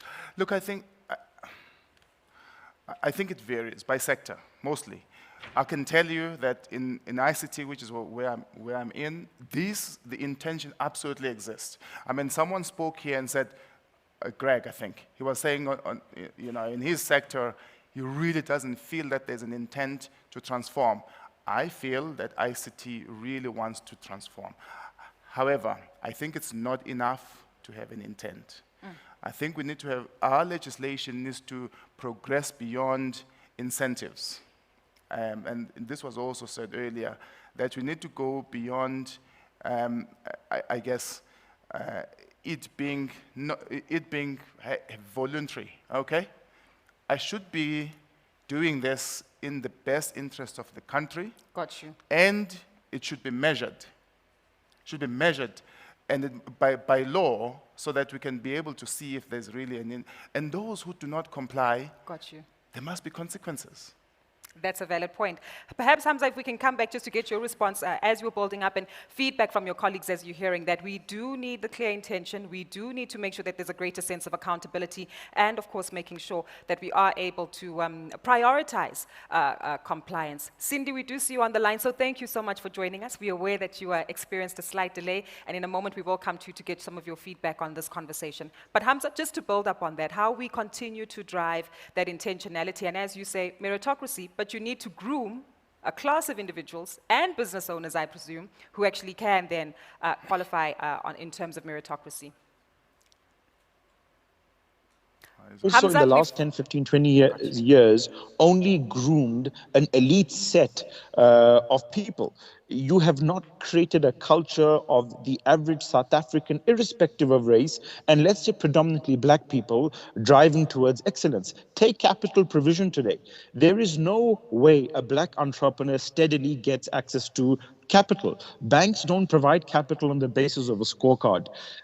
And that's why the scorecard system hasn't worked. Something different has to be done. That a budding entrepreneur needs to understand, he needs to have the best idea, best focus, best understanding of the market, and he needs to be allowed to compete. Competition is what is going to create a successful economy, and equally, capital provision needs to be unconditional. So it's not just about the scorecard and to deal with the imbalance. There's also a capital provision imbalance in South Africa. And the only way you're going to deal with it is when, whether it's banks and funders say, I don't care whether you are black, blue, green, whether you are linked to that circle, that person, I'm going to fund you and back you because you have the best idea and you're the best jockey. South Africa needs to move into that direction. Today, that doesn't exist. These scorecards are tick box exercises which has just entrenched the status quo. The existing people are just continue to go through a checkbox exercise. Excellence is not happening. The economy is not growing. Jobs are not being created. Something different has to happen. And that's going to be through meritocracy and entrepreneurship. Got you. Hamza, I'm hearing differing opinions on this side of the room, but I'm keen to understand from a Milad point of view, how are you doing things differently in order to cultivate a bigger circle of entrepreneurs who are capable, who are able, and who are, as you say, able to source the necessary funding regardless of perhaps their background or sphere? We've been in a very troubled sector. We've been in a sector in tourism. I have, in the last 15, 20 years, had a very diverse background. I've taken companies public in the US. I have done lots of interesting things. But one of the biggest lessons I have realized that if I'm to survive in this country and if I'm to make an impact, I need to have focus and I need to be very good at what I do. Over the last 2 years, we have decided to focus purely on the tourism, hospitality, leisure space. We want to build a platform which is scalable. We are one of the first hotel groups to come out and build a dark kitchen concept. And we're realizing that the more we're actually innovating, the more we're actually building a scalable real business, leaves South African capital, our ability to attract international capital brands is growing. And I think that little example is what's going to set the tone apart. Black entrepreneurs need to be taught meritocracy excellence, not a handout, not a scorecard, not a grudge. We need that in the mainstream. And that's, I think, going to bring a wave of change. That's going to bring real job creation and real sustainable growth in our country. If I challenge you, though, and ask you if BEE has not actually worked in your favor as a businessman in South Africa, what would your response be? It hasn't. I still go through 29 hoops to get access to capital. Banks don't lend to me because of my race. Banks or any capital providers don't lend on race. For me to access even development funding has been most challenging. So I would actually say race has not helped me. It's actually been a bigger obstacle because the entrenched status quo has actually remained in place. All right, I'm hearing, it's getting interesting. And Cindy, I don't want to leave you out of the conversation for too long as you've just joined us.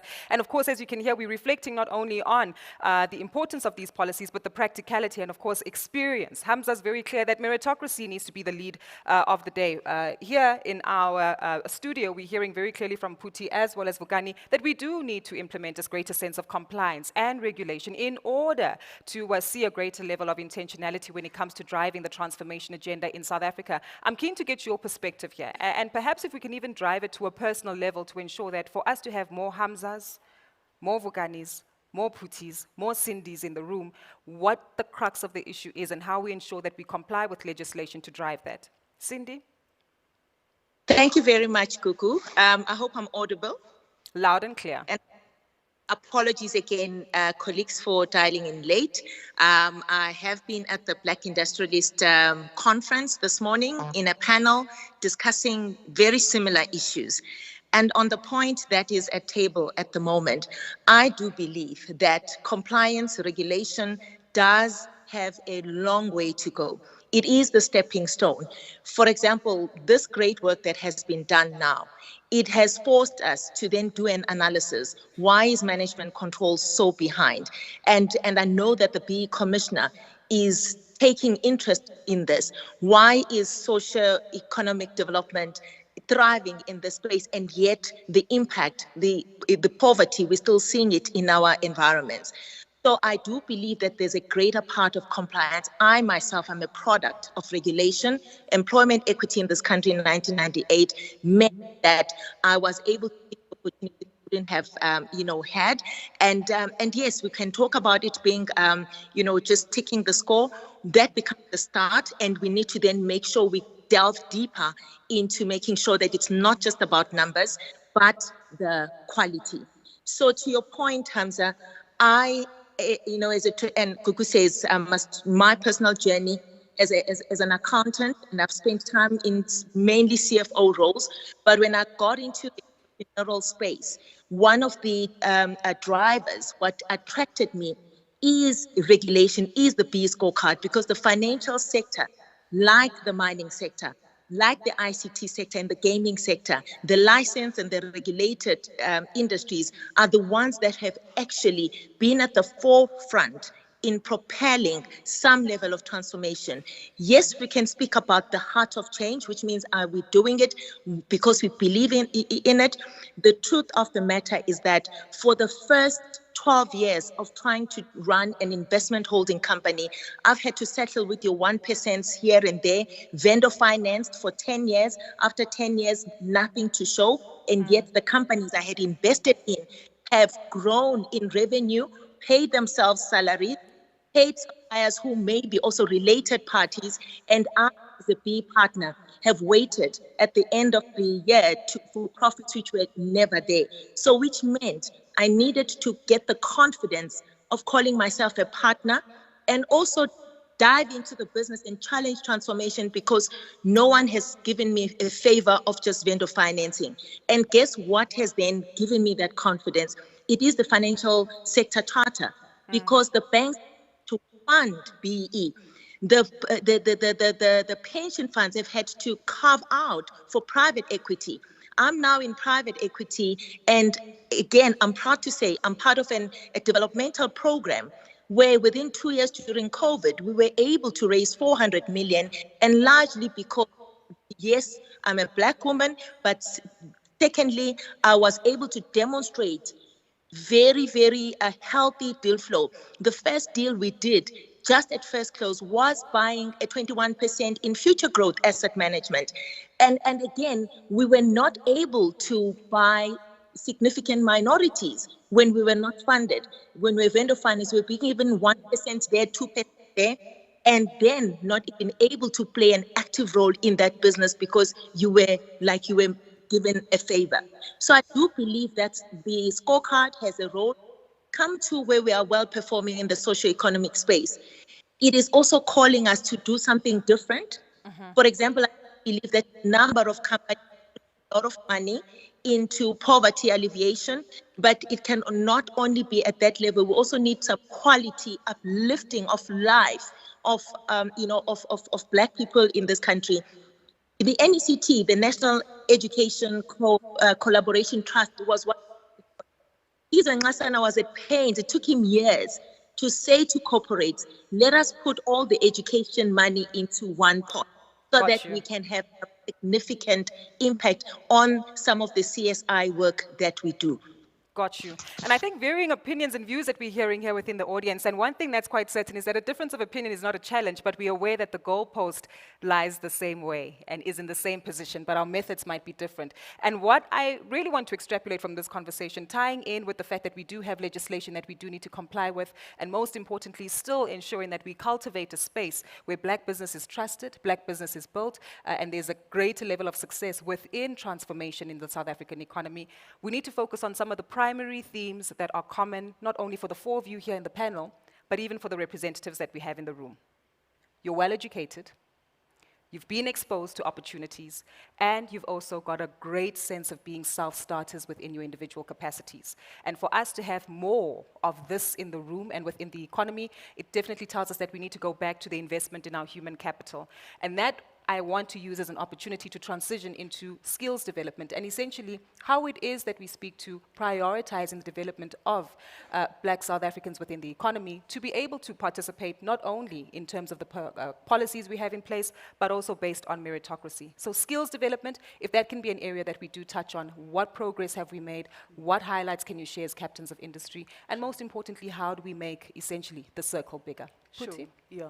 No, thank you very much, Kuku. And I think just going back on the discussion that we were having earlier, I think maybe it's actually perhaps a differentiation between listed companies and private companies. Gotcha. Because I think as listed companies, it's important for us to have that scorecard in order for us to have, for lack of a better word, ammunition to ensure that, we can get everyone to do what is required from a South Africa perspective. So, it helps us as executives to be able to, entrench some of the things that need to be done. Anyway, so moving on, I think in terms of skills development, for us, that's been something that's very important. So we set up an entity called Naspers Labs, and Naspers Labs is focused on ensuring that we provide access to digital education in South Africa.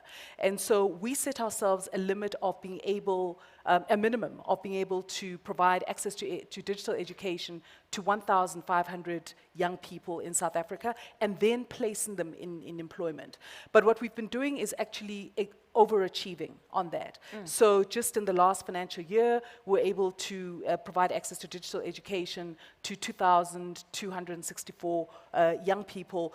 And one of the things that I placed in there is that let's also provide them with access to employment. And what we've actually found is that because of the fact that South Africa is a net importer of digital skills, you find that you are able to actually place these people immediately into roles, whether as software engineers, different roles that they can play into, because you're providing digital skills. It could be to someone who does not have a matric, to someone who has a master's degree. It's different skilling that you provide, and we do that together with AWS and other organizations. So that's the one thing. But on another level, obviously, we also provide bursaries, as many corporates do, which is important because you see that, for young people coming in different parts of our country, particularly the rural countries, the rural parts of our country, you need to be able to provide access to bursaries, but not just bursaries, access to support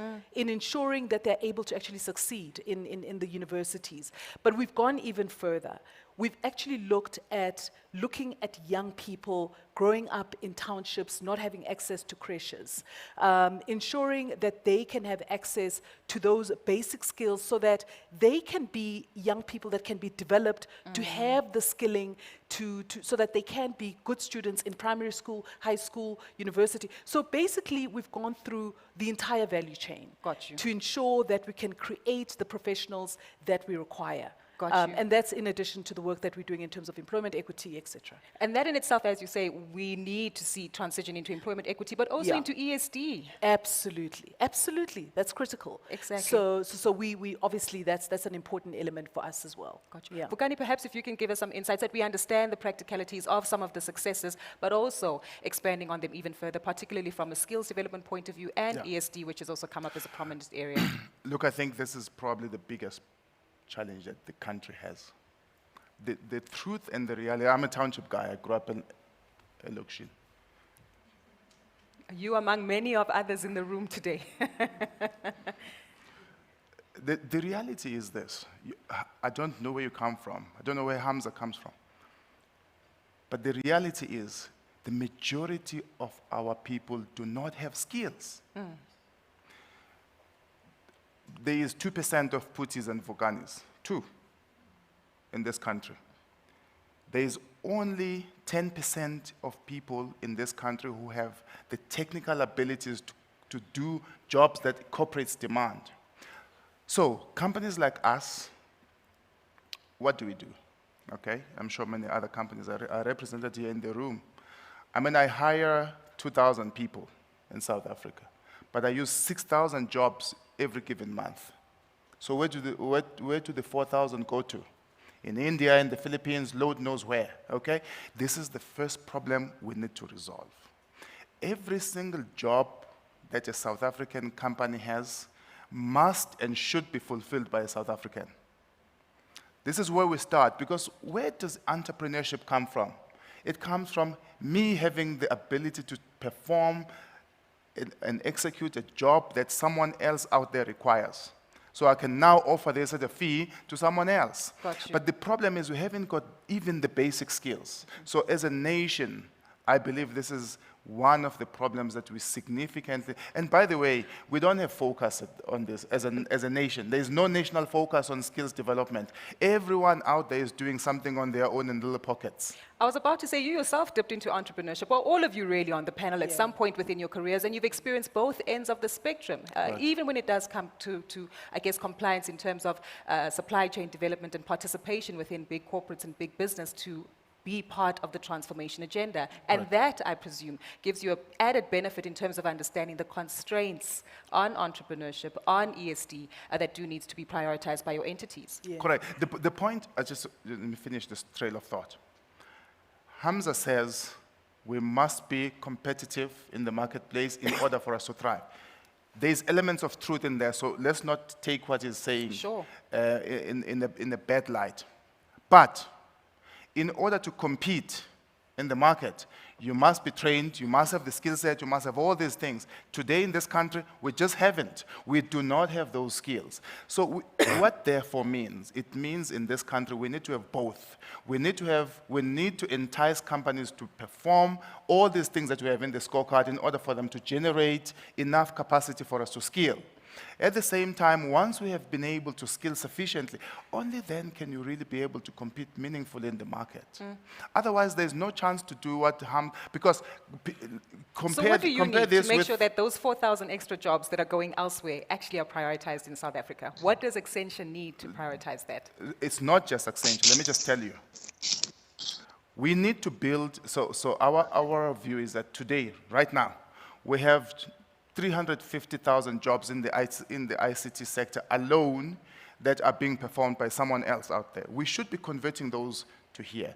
So I believe that we no longer need to mustn't do labs by herself. I mustn't do the skills development by myself. Everybody else here sitting in the room is trying to do something, but your efforts are just a drop in the ocean. What we should really be doing is to come together as a nation and have a national strategy of building 1 million jobs as a country to service the skills that we require in order for us to become a net exporter of skills and not a net importer of skills, as Puti indicated. Got you on that one. Cindy, I'd like to bring you back into this one, especially because you represent a grouping of very vulnerable individuals who sit at the periphery of the economy. Young, black, South African women, as we know, make up the largest portion of the unemployed in South Africa. And your focus through the African Women Chartered Accountants Investments Holdings does give us some insight as to how it is that you continue to prioritize, again, the development and skills perspective there. Help us unpack that further, and most importantly, how it's not just needs to end at the element of skills, but translating even further to ESD and ownership, which is an element that I want us to touch on in a moment. Sure, thank you. So we formed our investment holding company. Basically, its roots were around giving back and about skills development. When we realized the number of women accountants in this was very thin, and it was important for us then to actually contribute in the building of that number. So we rolled our sleeves. Number one, to make sure that we even create the awareness of this profession, which was so key for our country's growth. Secondly, it has never been an easy journey. I mean, most of us can tell you, having gone to a township school and only left my township to go, it was not easy, and hence even qualifying as a CA was a very tough journey. So that was the basis of actually forming AWCA. It was more to mentor, and it was more as well about the emotional and the psychological journey that you actually embark on in trying to be successful in this space of finance. So indeed, I mean, beyond AWCA, forming a bursary fund, which today has also funded almost 200 young Black women to come into the sector. We've worked with SAICA. When we started AWCA in 2002, Black women CAs were only 2% of the CA population in the country. And today, not just only our own effort, but we've worked very closely with SAICA to actually make sure that we are not just sitting in our own corner. And today it's 15% of a mere 50,000 that support growth of this country. So it was on that basis that we realized that the work that we do, given so many other professional organizations, young Black people who are professionals in their own right, trying to make a living and also deliver excellence. Remember, also getting into the workspace, and hence management control is dwindling, is that we were always doubted on whether we can deliver. So as a Black professional, you had your own challenges that you actually faced. So it was important that we also provided that support amongst ourselves, but also to make sure that amongst all these professional organizations that always go cap in hand to corporates to fund the cause of what we do, that at some point we can self-fund. So the investment holding company was formed with that long-term legacy vision of creating an endowment for AWCA, so that when some of us are long gone, you know, the work continues. And it is on that basis that for 12 years, in that journey of doing investments, key to it is that we demonstrate to the investee companies that we are bringing a skill. We're not coming here for a ride. We are able to, contribute. And through that, we've even formed AWCA Human Capital. Because again, this very small pool, we have now been asked by corporates who normally phone us, we are looking for a CA to be a CFO. We are looking for a non-executive director. And guess what? They would have hired a search agent that they're going to pay, happy to pay, 20 to 30% of, say, a 1 million. But for us, they will actually want to come and just be given those. There are very few companies who've actually recognized the work we do and contribute to it. And like Puti, Naspers sees this pool as a pool that they too come and when they're looking for financial executives. And as a result, we partner with organizations like that. Even as an investment holding company, we own 100% human capital business, AWCA Human Capital, where we partner with some of these organizations, not just for the CA lately, but again, to the point that, Vugani was raising, that we all know where we come from, that when you had to actually be competing, there are so many other things that we've had to battle, coming from townships, coming from disadvantaged environments. So I don't think that the discussion of just, I must now step in and compete alongside. When I became partner at Ernst & Young, to compete with a partner who had been there for 30 years, it was important that there was a program to support me in that journey. It was important that also my strength of being able to identify clients and bring in clients was also recognized. I mean, even your global professional services companies. I know McKinsey is not really popular these days, but I mean, I was invited to speak at a program they are running. The diversity and inclusivity global topic has meant that everybody is competing for this very scarce pool that was not nurtured by the globe for many years. Now everybody realizes the importance of actually building and investing in it. So I do believe that this development issue is very critical for all of us, and we need to go back to the pipeline where it starts, as Puti says, at early child development. Got you. Transforming generations, as you say, going back to the basics in terms of having adequate skills to ensure that we have the talent base to lead to ownership, to lead to active participation as well in the ESD space. There are a number of top comments that have come through the chat form, the chat platform, I beg your pardon, many of which alluding to the fact that, Hamza, we don't discount your comments, but of course meritocracy together with BE policies, perhaps it's global, and we need to understand that there is active participation between the two that do take place there. There are two major themes that have come through from various topics and comments that have been shared here that primarily speak to supply chain and of course ownership, which is a big one. And many are asking here from a supply chain point of view, there's approximately 8 trillion rand market. Can we hear from your guests as to how their organizations are procuring and driving transformation at that level as well? Hamza, I'd like to come to you here to get a twofold comment on that one.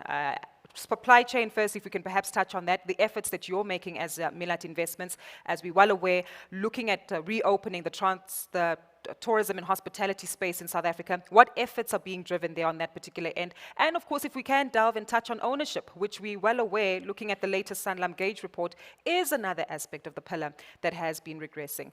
Your comments on those two very briefly.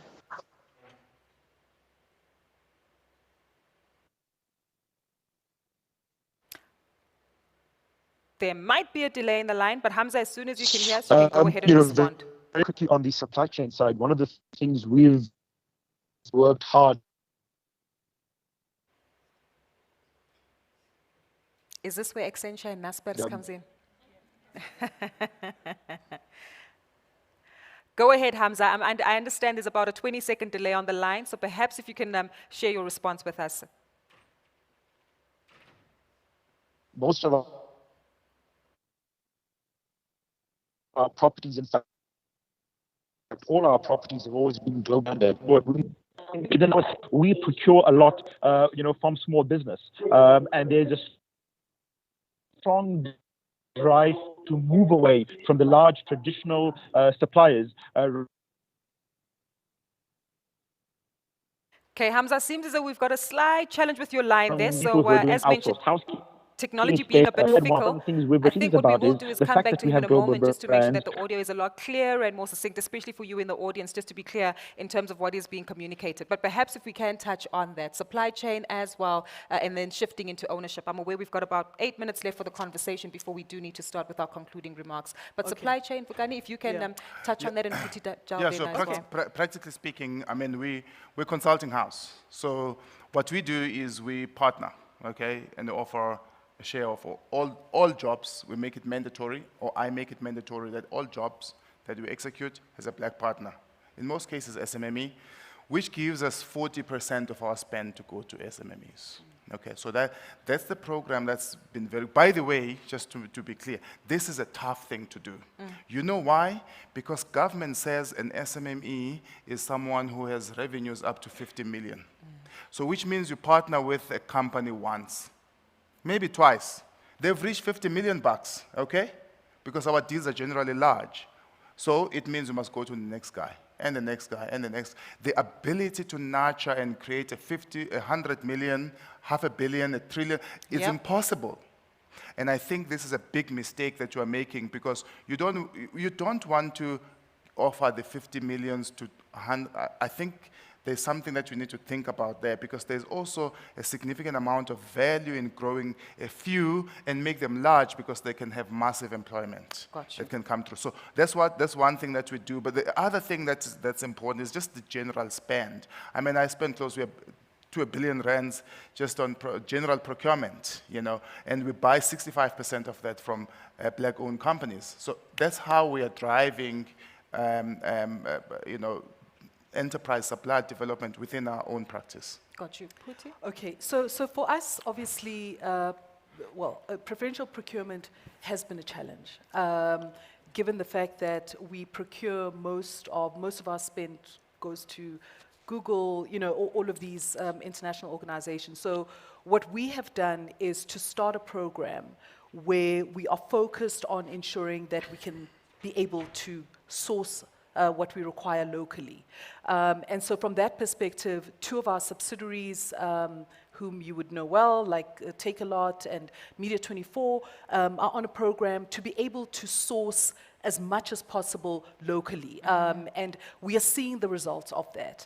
And so whilst this has been a difficult area for us, we are seeing progress in terms of us being able to do better in this area, particularly just through being able to acquire products locally. Got you. I do want us to go back to Hamza, but I do understand we're just re-establishing the line with him just to get some clarity on that. I do want us to shift gears, though, into another theme, which is ownership. And we're aware that that's also been quite a contentious issue when it comes to ownership, and ownership that is effective. And perhaps if we can tie this into our concluding remarks, as we have about 5 minutes left. Lerato made it very clear when she presented earlier this morning that the major questions we should be asking is, what do we need to do in order to reach the targets that we've set ahead of ourselves? Cindy, perhaps if you can enlighten us on, number one, your response to ownership and some changes we can implement there, and how it ties into the bigger question as to what needs to be done to ensure that we do change the narrative and achieve the outcomes that we're looking to. Thanks. We definitely need to be a little bit more innovative. Clearly, what is probably also a challenge for we have evolved in, again, even though there'll be vendor financing, there's still an expectation of skin in the game.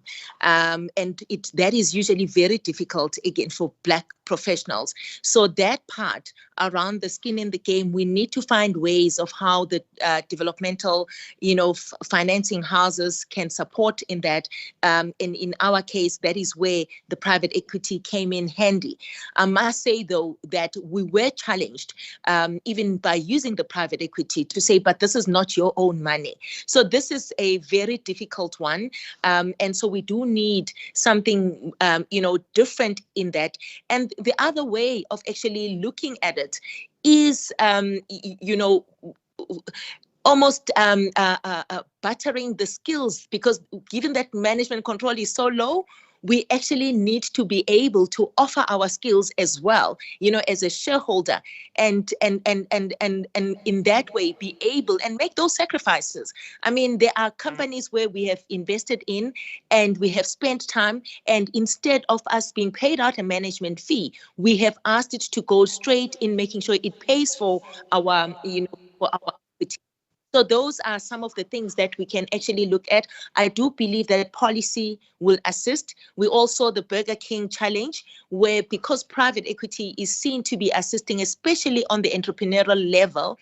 Now, if companies are looking for long-term PE partners, private equity-wise, it is allowing us to fund, and I'm not giving you solutions, but it is saying we're going to exit at some point, and that is where, again, then the issue is we get given the responsibility that says when you exit, make sure you're exiting to another black player, which is something that then gets put on you as a burden whilst trying to exit. So some of those sacrifices we have to make. That is my.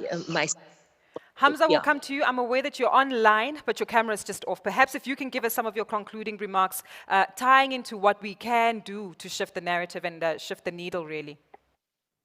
So I think, very quickly, I'm going to be very short. Just on supply development, one of the things we've done very differently is to make sure that, our hotels being globally branded, the local suppliers are actually in tune with what the global needs are. And I think that's what I'm trying to say. I think it's, not trying to sort of belittle or berate scorecards, but to say there is a need for our country to create such excellence that our talent works globally and they're the best in what we do. So our suppliers, we are moving sure they're local, South African, they have access to all the highest standards, and they can actually succeed in any geography. So I think that's something we're making a lot of effort on. And same thing with our training and our staff. We're making sure that these people have access to the best online courses, the Cornells, because we manage globally branded hotels, that they're employable, not just in South Africa, but actually in the rest of the world. And I think that's what I'm trying to say. If we can build that culture of being the best in what you do, not just in South Africa, but anywhere in the world, I think we're going to see noticeable change, sustained change. These pieces were meant to be a first aid to start the change, to start the imbalance process. I don't think it's something we can live with for the rest of our lives. There is a need to create excellence, a culture of success, and hopefully that's going to lead to a change in the ownership patterns, successful management and control pieces, and I think in a country where jobs are available and accessible to all and for entrepreneurs to succeed. Got you. Definitely a multi-pronged approach that is required. I'm aware that we're out of time, but I'm literally just going to give you an opportunity, 30 seconds each. What's the one thing that Naspers is likely going to do differently that might reflect on the Sanlam Gauge report next year? Same thing for Accenture. I think on ownership as a start, we're doing well there, 20 out of 25 when I look at our scorecard. So we're okay there, and we're owned by institutional investors, so PIC being the biggest shareholder. I think what we're going to be doing differently, we're going to be continuing to focus a lot more on skills development, as well as preferential procurement. Those are two areas that we want to continue. We've already seen good results from what we've already have put in place, but we want to continue to do more of that. Got you. Yeah. Fugani? We want to do skills development at a national level, inviting all South African major companies to participate and drive a national program to build significant skills base for the country. We need that, and we need it urgently.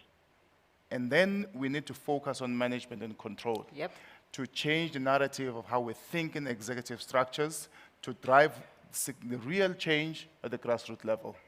Got you. We'll hold you to that and come back next year to actually ask you how much progress the both of you have made, and of course the fellow panelists that we've had with us this morning. Thank you so much for your contribution to the conversation, and I must say that most importantly what I enjoyed about what we've distilled is the fact that it goes back to people, the skills, the opportunities that we prioritize, and that then creates the necessary ecosystem that we do need to abide by in order to cultivate and prioritize transformation in South Africa's economy. Vukani, Phuthi, Cindy, as well as Hamza, thank you so much for joining us both virtually and in person for this critical conversation that we've had today. Andile's chasing me off the stage, but we really do appreciate the time. And of course, as we make our way off the stage, please give my panelists a round of applause, ladies and gentlemen. both here in. Thank you very much, Guguletu Mfupi. She insists on me calling her by her full name. Hamza Faruqi, Vugani Mlati, Cindy Babasokoyana, Puti Mahanyela Dabengwa. Thank you, guys. That was a very lively conversation. It's good to see and hear what the private sector is doing insofar as transformation is concerned. I really enjoy Vugani's point about the fact that our country does not have an unemployment problem. Our country has an unemployability problem. We are exporting jobs, and he talks quite passionately about how his firm Accenture continue to do that globally, sending jobs to other countries who've gotten this right. So we have an opportunity to upskill our people and therefore make them more employable. And thank you very much also for sharing the work that you guys are doing, Puti, at NASPERS. I remember the day you took on this job. I think we might have been at an arena event, actually, when you whispered to me and you said, "Hey, my friend, I'm going to take on this job." And it's very obvious of the work that you have done with the various initiatives you guys do in a very important sector of technology and supporting all startups, but I'm particularly loving the work you're doing to supporting Black-owned and women-owned startups. Great work over there. Hamza, I know you're building a hotel somewhere. I'm sure there's a Hyatt going up somewhere. In fact, I think for those who know the old Winston Hotel, I was being told by Altaf during break, that will become a Hyatt Hotel very soon. So if you get an invite to go and have afternoon tea, you must know it's that entrepreneur who's done that. And of course, my sister, Cindy Mabasokoyane, the Mabasos are Kumalos, so it always feels like nepotism to have you on the panel. So thank you very much for joining us, Cindy, and congratulations on the very big transaction you guys have done with Future Growth and the Old Mutual Group. It's lovely to see the Black women of the African Women Chartered Accountants being able to continue growing their investment firm.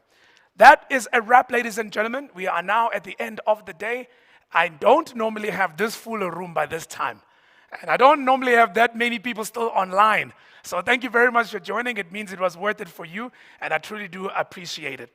Before I call on the Chief Transformation Officer of Sanlam, Ray-Ann Cedrus, who will be giving us a closing remark just before we have some lunch, and we go on with our day of building this economy and while transforming it, I took the liberty to ask the chairman of Sanlam just to say a few words. I referred to him, panelists were referring to him, and everybody knows he's in the room. We can't have a whole Sanlam supported event without the chairman. So ladies and gentlemen, Mr. Elias Masilela.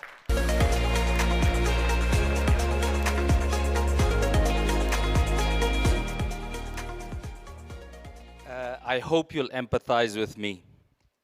I was reminded there's no free lunch. So this is a coercion in a sense. But to start off with, I would like to thank Andile and the team for the wonderful work that they've done over the past 2 years and a bit. They've created what I would like to see as a very unique platform for the country. It feels like I'm at a forum which is called a BEE Parliament. Very responsive team, robust, brave. I never expected you'll come back with a 10-year review in 1 year. You have delivered. And that brings a lot of encouragement in this journey that we have started. And I hope everybody will be with us in that journey. But Andile, you know, requests don't end. They always continue. So now that you've delivered on a 10-year assessment, I would like you to think about something else. I would like you to think about taking this discussion. Just imagine how robust it has been compared to last year. It's going to be better next year and going forward. I would like you to take this discussion from a macro level to a micro level. That is where things happen. That is where decisions get made. And that is where implementation takes place. So where you're able to engage with individual companies and ask them why they are not doing it. And that is going to be a very important question going forward. Don't worry about finance. She ran out quickly. She says she has already signed a check for the next 10 years. So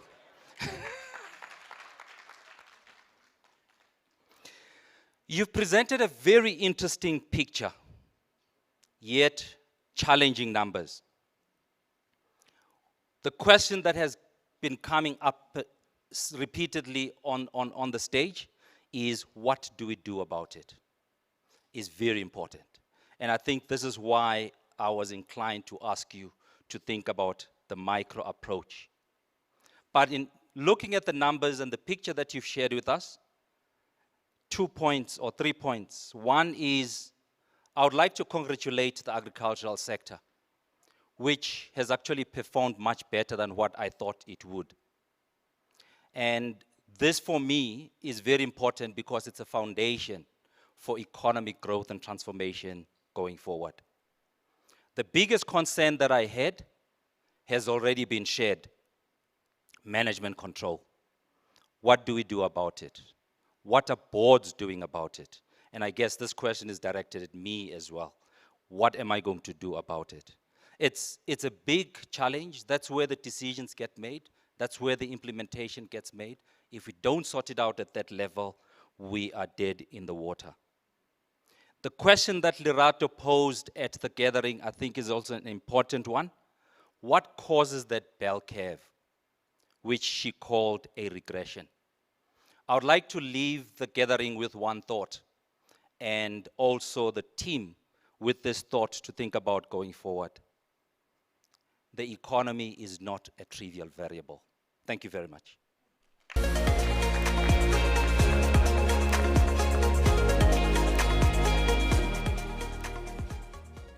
The economy is not a trivial variable. Andile, there's a new ask. But you got finance for 10 years. There's a lot to think about. Ladies and gentlemen, please put your hands together as we wrap up the day. The lady that certainly is our boss as a team, our #1 contact at Sanlam, challenging us in every way. Half the ideas of this event actually come from her. So, you know, when you're under the trick with Ray Ann, you're probably under the trick.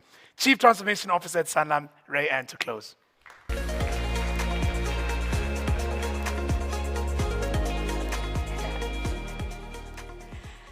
Thank you, Andile, and good afternoon, everyone. I know I'm standing between you and lunch, so I'm going to be very brief. I have been reflecting on the level of passion and energy and robust conversations for the day, and I'm sure all of you were gripped to your seats as I was. A question that comes to mind, though, is how do we take that same level of passion and energy and turn it into tangible impact that is felt on the ground by the masses of South Africans? There's a lot of work still to be done, South Africa. But I'm an internal optimist, and I believe we can do this. But I can't do it alone. Sanlam can't do it alone. We need all of you. We have to find a way to work together. Short of repeating everything Andile has said, one key thing, and maybe there's two things that stands out for me: impact and collaboration. Vukani spoke about the fact that let's work together. Let's find a targeted issue and let's work on it together. And so collaboration is sorely needed. It remains a key enabler to create targeted impact. Let's move away of our trying to do our little bitties. Let's drive collaborative opportunities, collectively draw on the respective strengths that each of us have, and address highlighted issues. Only then we're going to see the mass impact that is so needed for this country. So let's join hands, colleagues, all of us, those sitting here, those online. We challenge you as Sanlam. We actually put the challenge out to you. Let's collaborate on this. The day is ended, but the Sanlam Gauge is not ended. So coming back to you, Chair, you asked us granular. So from here onwards, we start having sectorial conversations. We want to unpack those sectorial issues further. So I encourage you to keep an eye out on the Sanlam Gauge website, where you'll see the outcomes of those sectorial conversations. And next year, when we get back here, I think those must be the questions. What has changed? What is different? You can also pick up the Sanlam Gauge report electronically on our Sanlam Gauge website. And don't forget, this event will be covered on the 31st of July in the Business Times and the Sunday Times.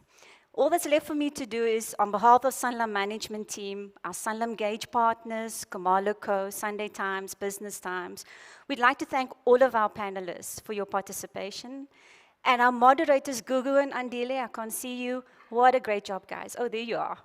Our guests, those in person, all of you that joined us virtually, thank you for joining us. I was reminded, please, the guests here, join us for some lunch after the event itself. To our amazing organizing team, and guys, it takes you a few hours standing here, took months to prepare, but we've got an amazing organizing team. Marina Events, our Sanlam internal team, they know who they are. Thank you for the hard work. It certainly has paid off. Go well, everybody, and we see you here next year. Thank you.